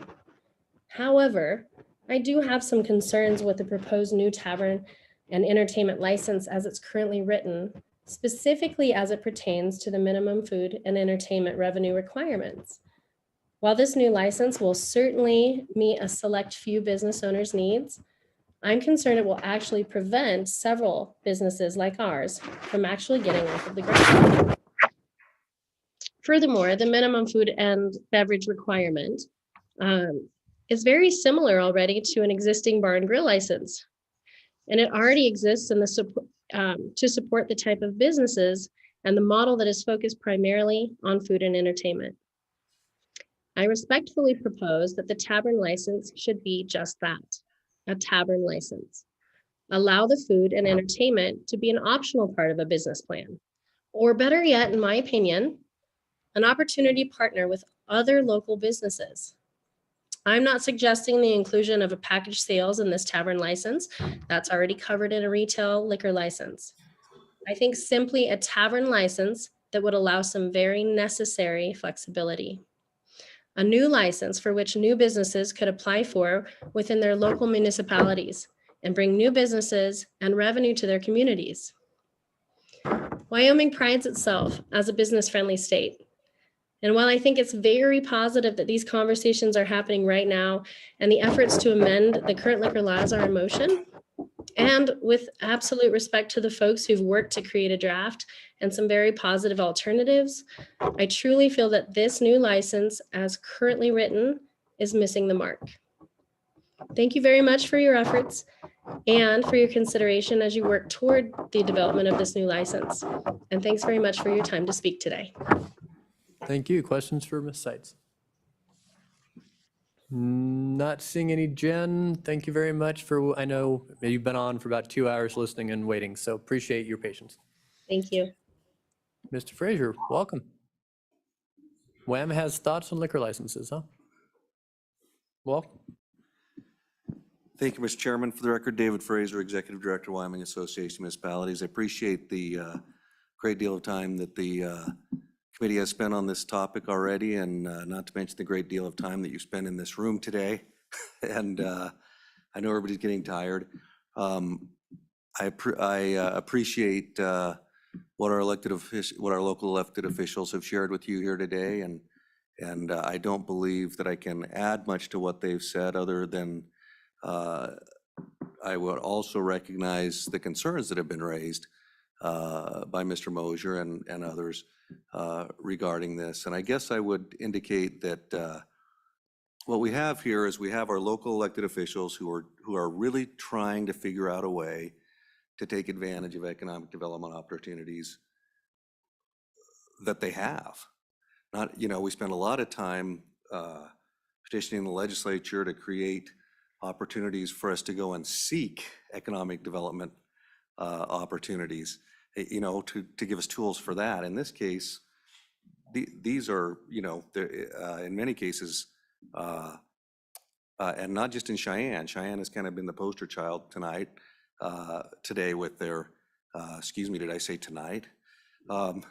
Has kind of been this poster child today with some opportunities that they weren't able to take advantage of, but that's not limited to the city of Cheyenne. And there are opportunities out there to take advantage of opportunities to bring additional entertainment options to our communities, or to keep some alive even that are having trouble making it.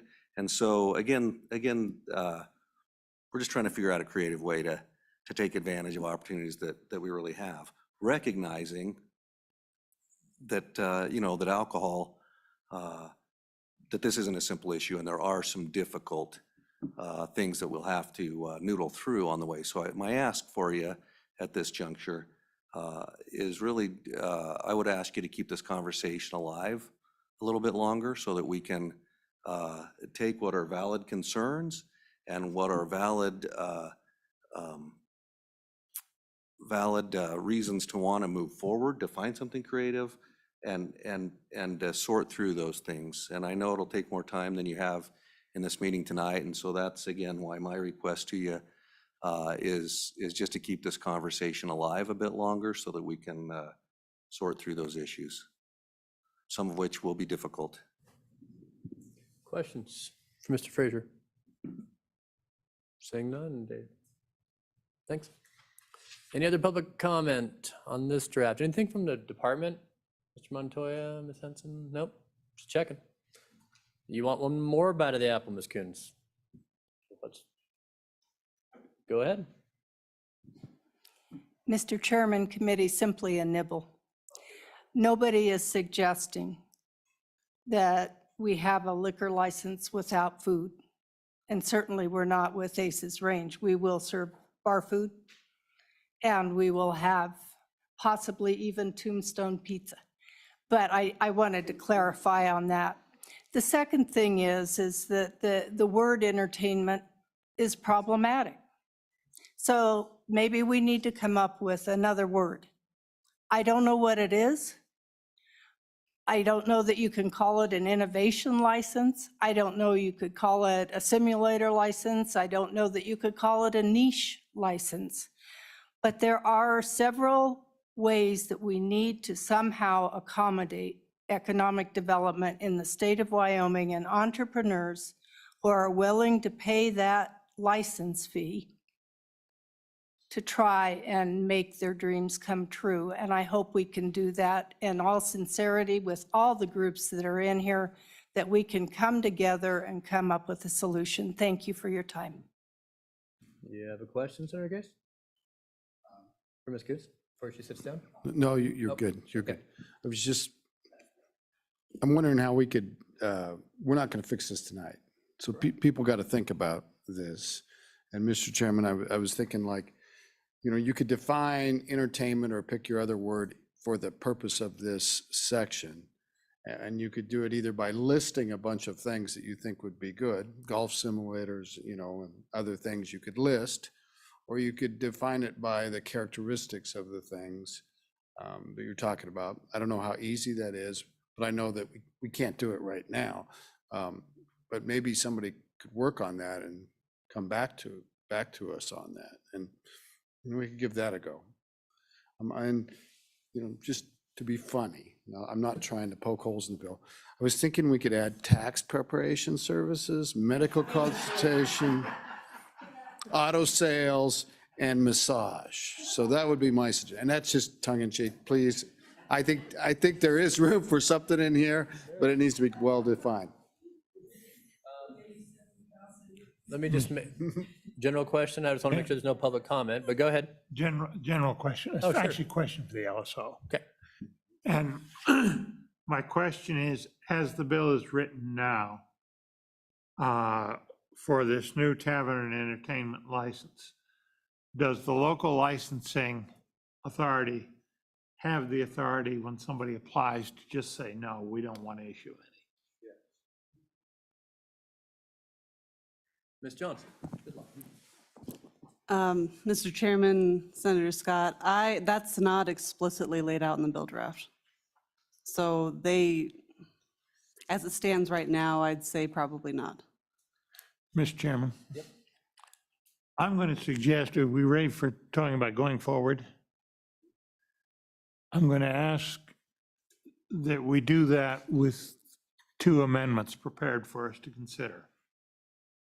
Okay, do you have them now, or you want me to double check on public comment before we? Well, double check and make sure you're through public Make sure comment, and then I want to take the suggestions. Anybody else have to testify on this bill? I have another one coming up.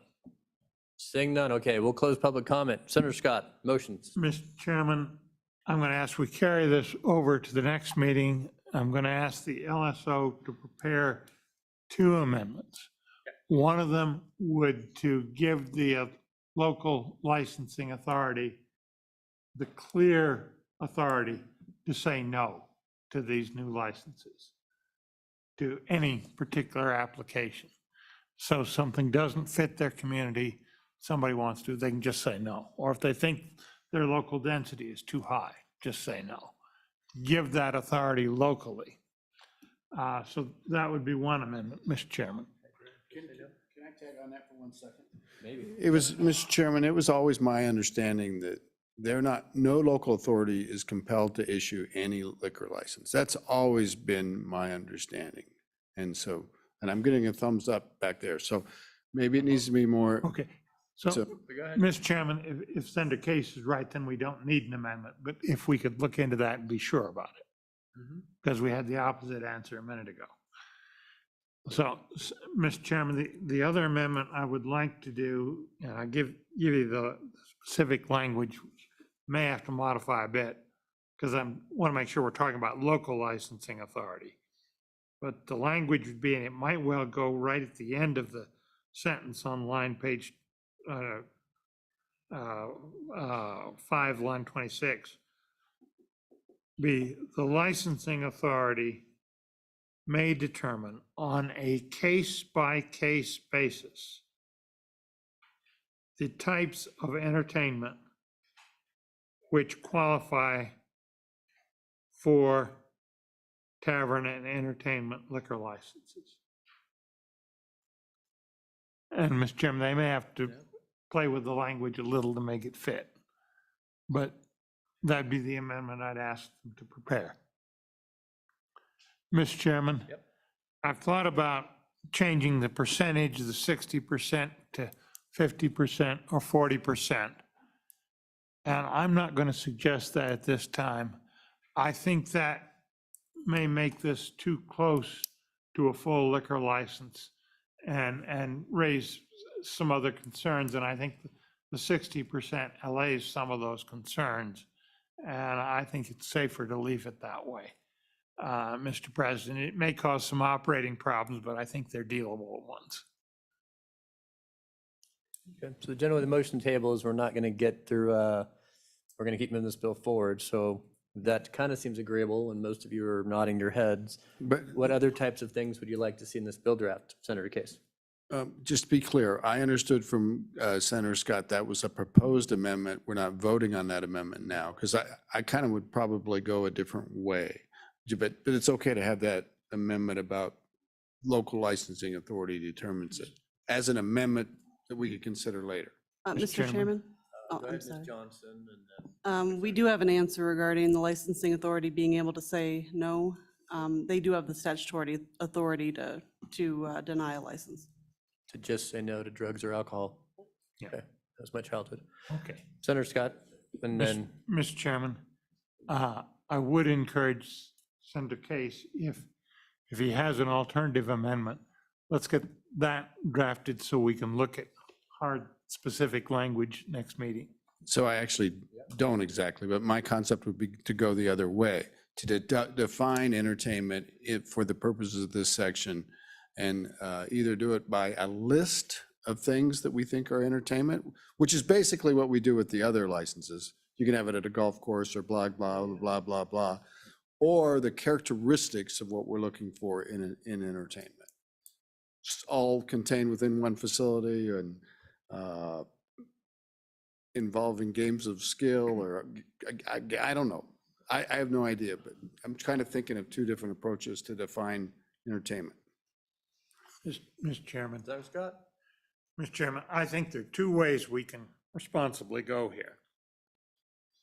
The full local control is one of them, gives full flexibility to the local licensing authorities, who are ultimately locally elected, to deal with it, and there's going to be new creative ideas that come up, and they need the ability to deal with them. So that's my preference. The other way is a perfectly viable way, but if we're going to go there, Mr. Chairman, we need to see specific language, and I'm not capable of writing it. Because your arm? No, Just- because, Mr. Chairman, because it is too complicated to try to deal with all the specific circumstances that will come up. I think you start with a list, and over time, the list expands. That's certainly one way. That's the way we've done liquor licenses so far. Or you start with a list of characteristics. And it seems like the actual list is easier. And then the legislature would be the battleground. Every time a new idea came, they'd have to have us add it Pretty to the much. statute. Representative Ayer. Thank you, Mr. Chairman. I feel compelled just to express another viewpoint. We heard some pretty compelling testimony about the increased problems caused by alcohol dispensing density. Some of it from even Mr. Mosier himself. Heard from our sheriffs and peace officers. We know that we lead the nation in suicides. A lot of them are related to alcohol. DUIs are a real problem. I think anytime we legalize more dispensaries, we're going to have more alcohol consumption and more problems. Thanks. Well, with that, I just feel like the motion's going to go through. So if there's any other amendments or things we want LSO to explore, I'm certainly happy to do that. I'm probably more of the approach of just letting every municipality have a couple of licenses and have an innovative idea contest, and things that don't fit in our statutory framework, we'd call it a liquor sandbox. For those of you familiar with where we've gone with 4 or 5 other areas the last 5 years. But I'm almost better with that idea, because I do think we're missing something, and there is a niche we're not hitting, and I don't know how to statutorily get there, but I do think we should get there.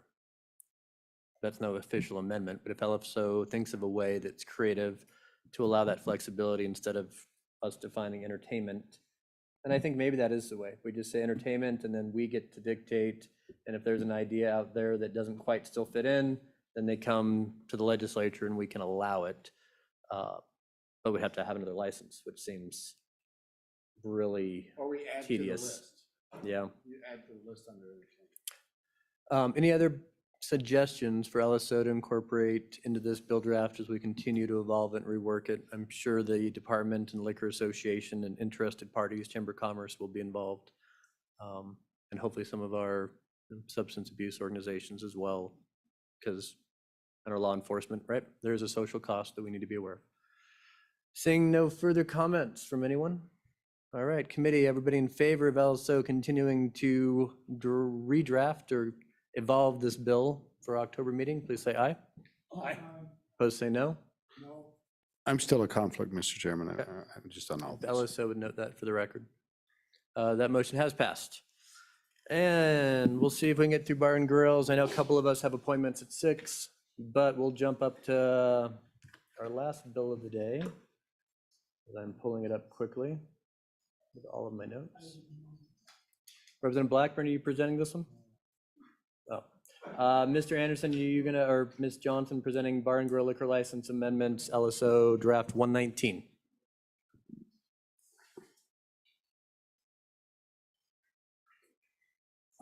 And I will remind people, we will take public comment on any type of liquor related legislation after this bill draft. Go ahead, Ms. Johnson. Mr. Chairman, members of the committee, I've got 23 LSO 0119, which slowly phases out the use of restaurant liquor licenses over a period of years and replaces them with bar and grill liquor licenses. The statutes on page 2 are related to restaurant liquor licenses, and this bill draft would repeal them effective June 30th, 2033. Wyoming Statute 12-4-411 on the bottom of page 2 and the top of page 3 also relates to restaurant liquor licenses, and it would also be repealed effective June 30th, 2033. Wyoming Statute 12-4-413 relates to bar and grill liquor licenses. Subsection B is amended to give a series of different population formulas over a period of years, allowing for a gradually higher amount of liquor licenses within counties, cities, and towns until the population formula is repealed entirely on June 30th, 2033. Subsection C, starting on the bottom of page 5, relates to liquor licenses that are granted outside of incorporated cities and towns. And the number of liquor licenses granted to these areas is also amended to allow for a gradually higher amount of liquor licenses over a period of years until the population formula is repealed effective June 30th, 2033. The license fees in subsection D will be repealed as of June 30th, 2033, and are replaced further on in this bill draft. And then subsection F is amended to include provisions from the restaurant liquor license statutes. Subsections H, J, and K require that 60% of revenue come from food sales, and license holders must provide proof of this annually to the licensing authority. Subsection M provides that as of June 30th, 2033, the annual license fee for a bar and grill liquor license will be no less than $500 and no more than $3,000. Section 2 repeals Wyoming Statute 12-4-413 B little I through little IV and C little I, and those relate to the current bar and grill liquor license population formulas. Section 3 requires rulemaking by the Liquor Division in the Department of Revenue, and Section 4 provides effective dates. And I would stand for any questions. Questions from Ms. Johnson? Senator Case. I was wondering if we could get one of the two experts on different types of licenses to tell us really what's happening here. Like Mr. Montoya? Or Mr. Mosier, either one. They're not We haven't seen them come up interchangeable, but they're together complementary. lately, so maybe I can just pull them both up for old time's sake. So I'm trying to remember how I thought there weren't population formulas for restaurant, right? Or help me. Not for restaurant. Go ahead, Mr. But we're Mosier. getting rid of that. Take sections, and the amendment on the third amendment I give you guys, there's one section of restaurant liquor license law we don't want in there, but this is the same concept I'd tossed out to you all, which is a gradual phase out of the population formula for bar grills over an extended period. The LSO inserted some stuff from restaurant licenses. There is, like I said, one section that needs to go because it actually makes bar and grill licenses more restrictive. And if I may get into that, if that's okay, Mr. Chairman? Oh, go ahead. Can I ask a question first? Go ahead. So I thought the testimony from LSO was that we are phasing out one and taking it to the other. Mr. Chairman, Senator Case, what we're eventually doing is as the population formula for bar and grills disappears, there will be no need for restaurant licenses. I see. So And restaurants, restaurant licenses will become bar and grills. Everything will just be bar and grill. And Mr. Chairman, because restaurant license doesn't require a population formula, right? And they're unlimited. Yes. So that's why you can do this. Yes. While you're making your presentation, can you cover the issue of dispensing rooms and how that works? Mr. Chairman, Senator Case, unless That's part of the amendment. Okay. Because if you go to page 8, and Mr. Montoya knows this stuff much better, so feel free to slap me when you want to talk. However you want Well, I was just going to say dispensing rooms are no longer in law. That started in 2017, if you remember. I'm sorry, Tom Montoya, Wyoming Liquor Division, Department of Revenue. Dispensing rooms started in 2017 with Senate File 45, where we did away with them for all liquor licenses except restaurants. I see. And then we took care of that in 20 with House Bill 13 because it was a different kind of an animal to deal with. And so there are no dispensing rooms now. Now we just license the buildings. And that's why Mr. Mosier was referring to that amendment, because they pulled some restaurant law in, which really says that if it's in there, you can't consume in a bar and grill lounge. And that's not the purpose of the license. So that's what his amendment will do. I just wanted to point out there's a lot of numbers involved here. So I had my staff put together one of these mini census reports, and you've seen these many times. This deals just with this bill with the bar and grill liquor licenses. And as an example, just on Laramie, because of the population formula, and their bar and grill licenses are issued on a population formula. Current law says they have 10. They have issued 7. They have 3 available. The proposed changes now in this bill, as of July 1st of 23, that number will jump to 14, so they'll have 4 additional licenses. In July 1 of 28, they'll jump to 18 licenses, which is an additional 4 from the previous. And then, of course, as of July 1st of 2033, the population formula goes away, which is exactly what happened with the restaurant licenses for years. It was issued on a population formula, and then 2015, all communities fulfilled all of those. So legislature just did away with it. Okay. Was that Kinski's bill at the time? I'm sorry? Do you know who the sponsor was of that bill? I thought it was our. It was corporations. I think Kinski had something to do with it, but thank you. Yeah. He's a strong opponent. Okay, so thoughts on this bill then, Mr. Mosier? Mr. Chairman, Mike Mosier, Wyoming State Liquor Association. I know we're going late, so I will be brief. Look on the bright side, at least it's not elections. I want you to think of this bill. We support it, and I think everybody else does. The first section of this meeting and the last section is a tavern and entertainment license sandwiched by 2 rounds of kumbaya. I think we're all on the same page on this one. The idea is, Mr. Chairman, members of the committee, as I reflected in my testimony last time, it worries me sick to flood the market because of the burden to our communities, law enforcement, et cetera. This does it in phases. And I think that way we can gradually adopt. It gives, as Mick Jagger says, you can't always get what you want, but you find you always get what you need. And this, I think, gets what people need. It feeds it through. Now, this is a natural process. As many of you remember, we've changed the population formula for bar and grills twice since they were originally instituted in 2007. And so this is something we've done gradually. We knew we would. This just puts the final tip to the gradual phase out over a period of time. The amendment, Mr. Chairman, if you look at your last page, and for those of you online, I'll describe it. If you go to page 8, on line 19, wait a minute, line 9, excuse me, line 9, that's a section that Mr. Romanet 3, that's the section Mr. Montoya was referring to. It's from restaurant law, and it would basically say you can't serve alcohol in your dispensing room, but for a bar and grill, that's the entire building. So we don't want that section of restaurant law.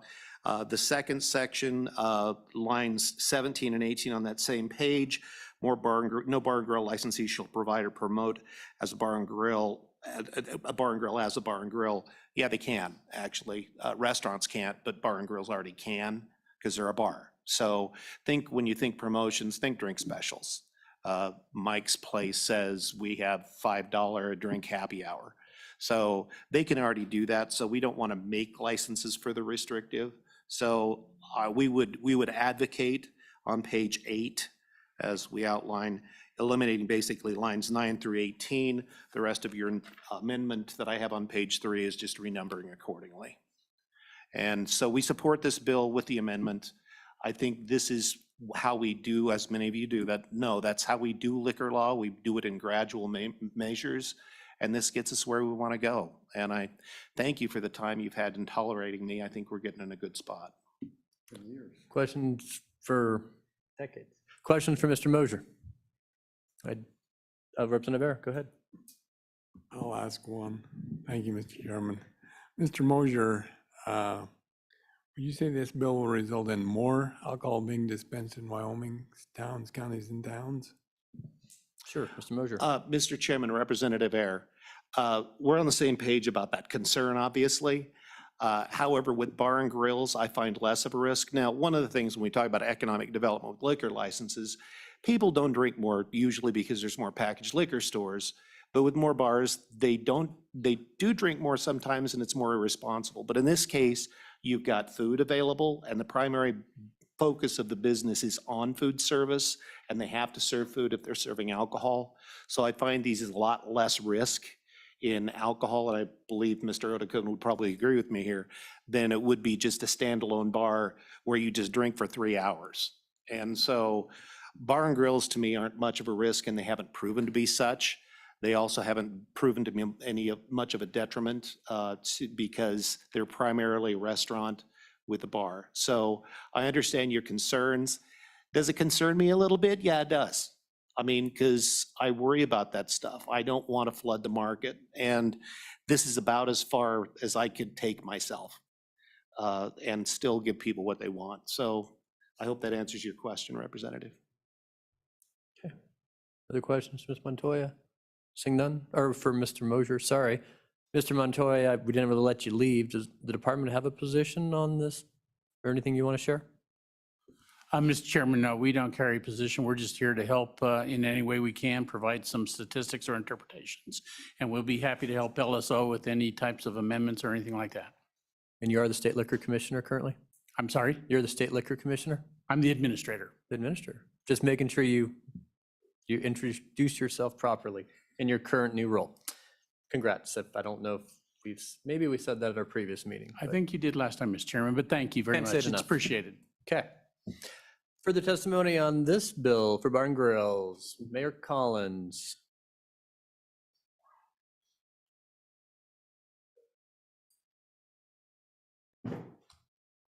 Welcome.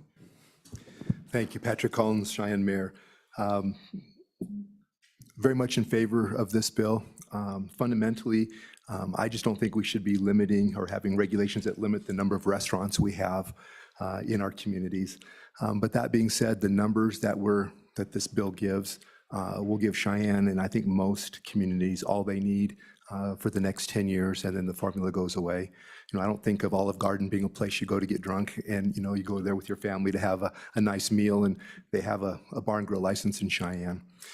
We met with our 6 largest cities yesterday and talked about this bill. And one of the things that came out of that was a talk about restaurant liquor licenses. In Cheyenne, we price them differently. A bar and grill license it's a different animal, and we actually charge a little bit more for that. Restaurant liquor licenses to us are the small restaurants, and we want to support those guys. And so it would be our preference if we could keep both licenses so that we'd have more tools in our box. So if it's just like we just had a Mexican restaurant came to us here at our last meeting and applied for a restaurant liquor license. And, you know, they serve Mexican food. They have a couple beers every once in a while, and they don't really have a bar. They have a small room in the back where they present it. And for us, that seems like that would be a less expensive option. And so we support the bill how it's written, but we would prefer, if we could, to keep the restaurant liquor license so we can help smaller restaurants get started on a lower price point, and we can charge the bar and grill a little bit more money.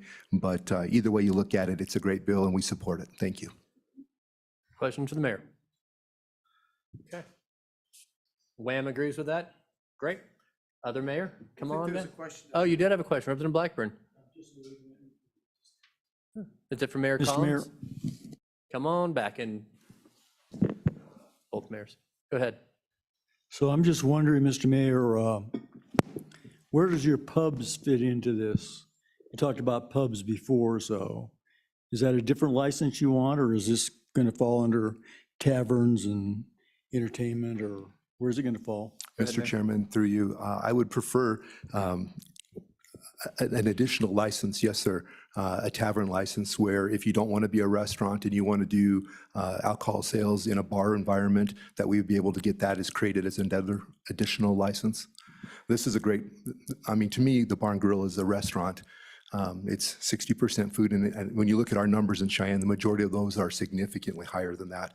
The food is a preponderance of sales. So if it's not a restaurant, it's a pub. But the one that I would like to add, that the tavern would be a pub, right? If you wanted to serve food, that'd be great, but there'd be no requirements to have food. Thank you. Thank you. I will be very brief, Mayor Bridges here in Wyoming. I just want to reiterate that I would like to see us keep the restaurant license. I think we have some small mom and pops, and to keep that fee down, or do something to increase the maximum and minimum that's allowed that the locals can set for their prices on their stuff. And I guess that's to some of those smaller establishments, setting a minimum at 500 it's doable, but it is a tough one. So if we could try to protect those small restaurants and adjust those fees accordingly, that's all I would like to speak out on.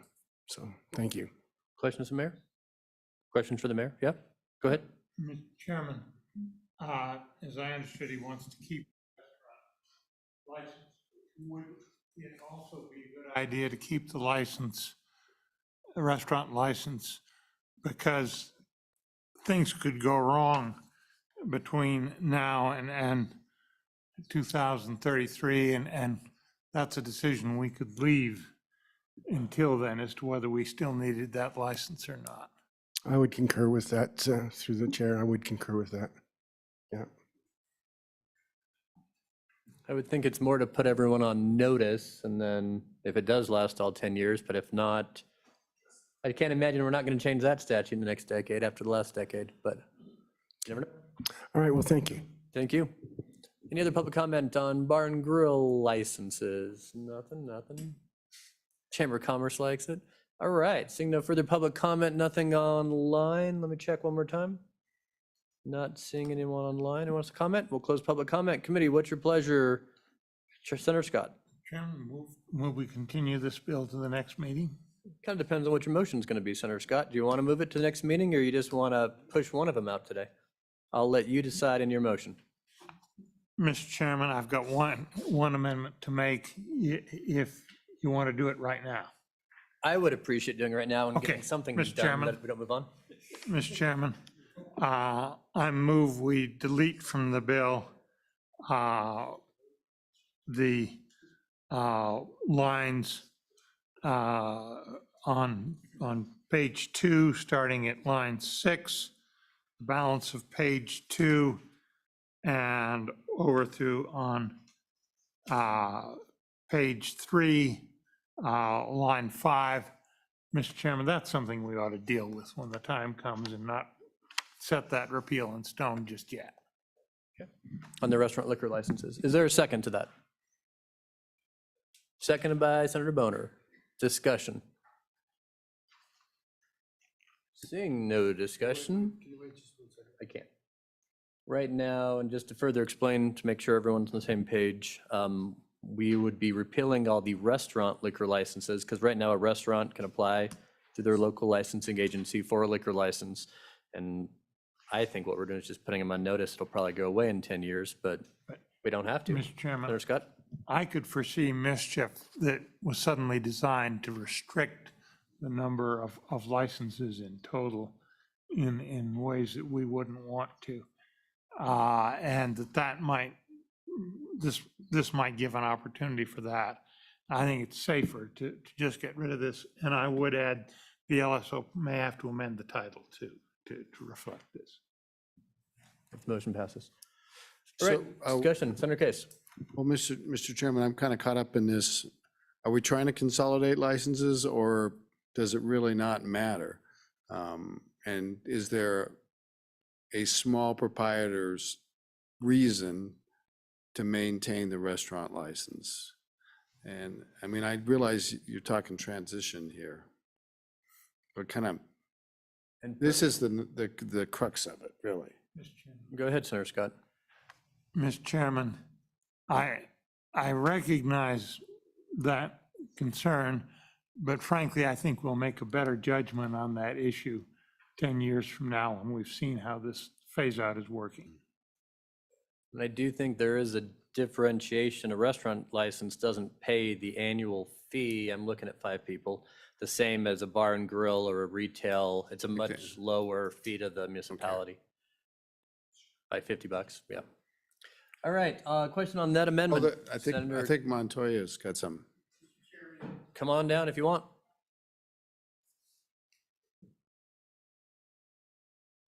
It's always weird at these meetings. Everybody sits in the back row who wants to testify the most.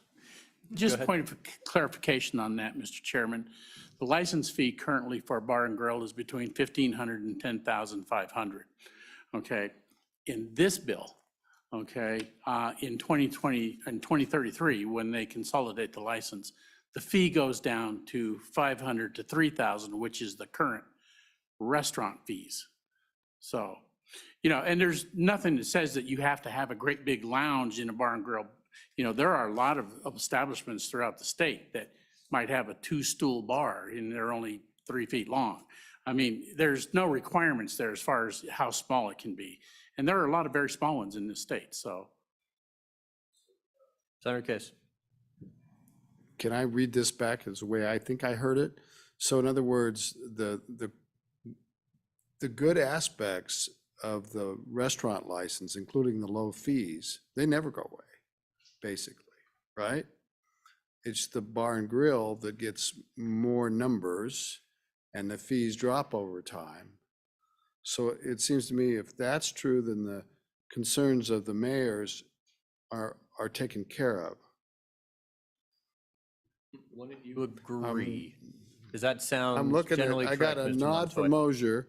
I'm working on Mr. Chairman, Montoya. I agree exactly with Senator Case on that. Because the biggest thing is the fee. Again, there's no requirement in a bar and grill license that says it has a great big lounge, and there has to be a 20-foot bar or a Right. 50-foot bar. It could be A a closet. 2-foot bar with 1 stool. Yeah. You know, and it's a small counter where they are in most restaurants. So, you know, the big issue is the cost, and that's going to revert to the restaurant cost in 2033. And Mr. Chairman, so do we even, the repealer doesn't make it go one way or the other. So,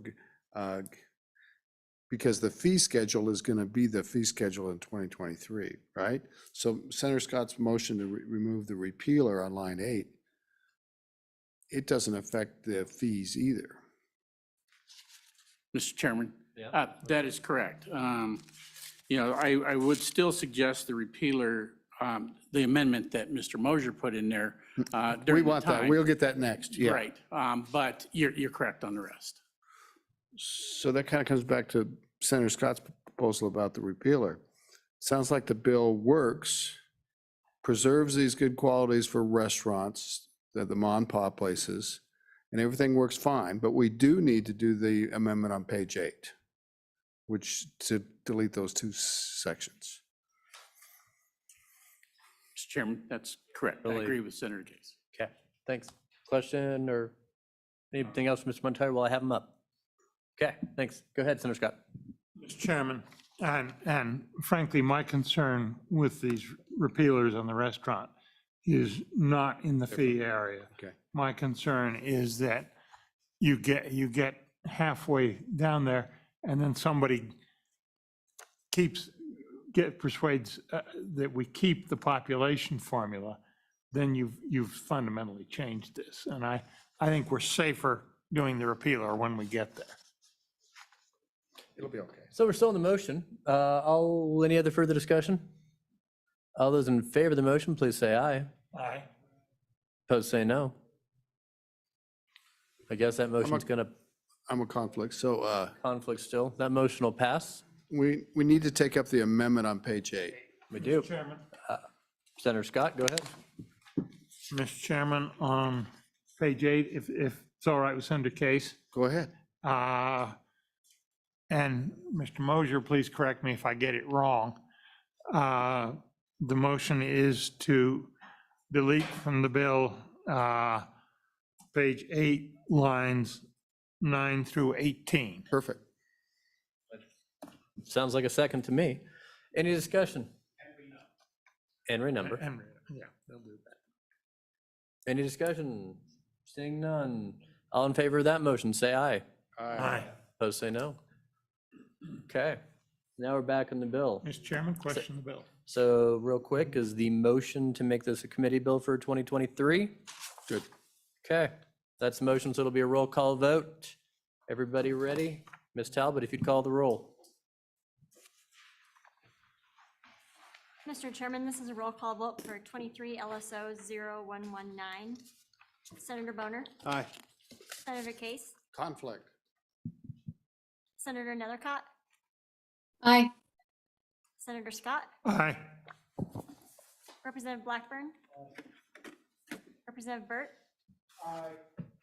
Representative Clausen, Representative Duncan. Should have a proxy Of yes. of Aye. aye. Go ahead. Representative Ayer. Representative LeBeau. excused. Representative McGuire. Representative Roscoe. Aye. Chairman Driscoll excused. Chairman Swanitzer. All right, I know some of us have to go, but while we're on the topic of alcohol, is there any other public comment on alcohol-related issues? And if not, is there any other public comment on any issue while you have the Corporations Committee's attention? Okay, seeing no public comment for today, we will re-adjourn tomorrow morning, same time, same place, same room, at 8:30. Have a good evening. We'll be in recess. Re-adjourn.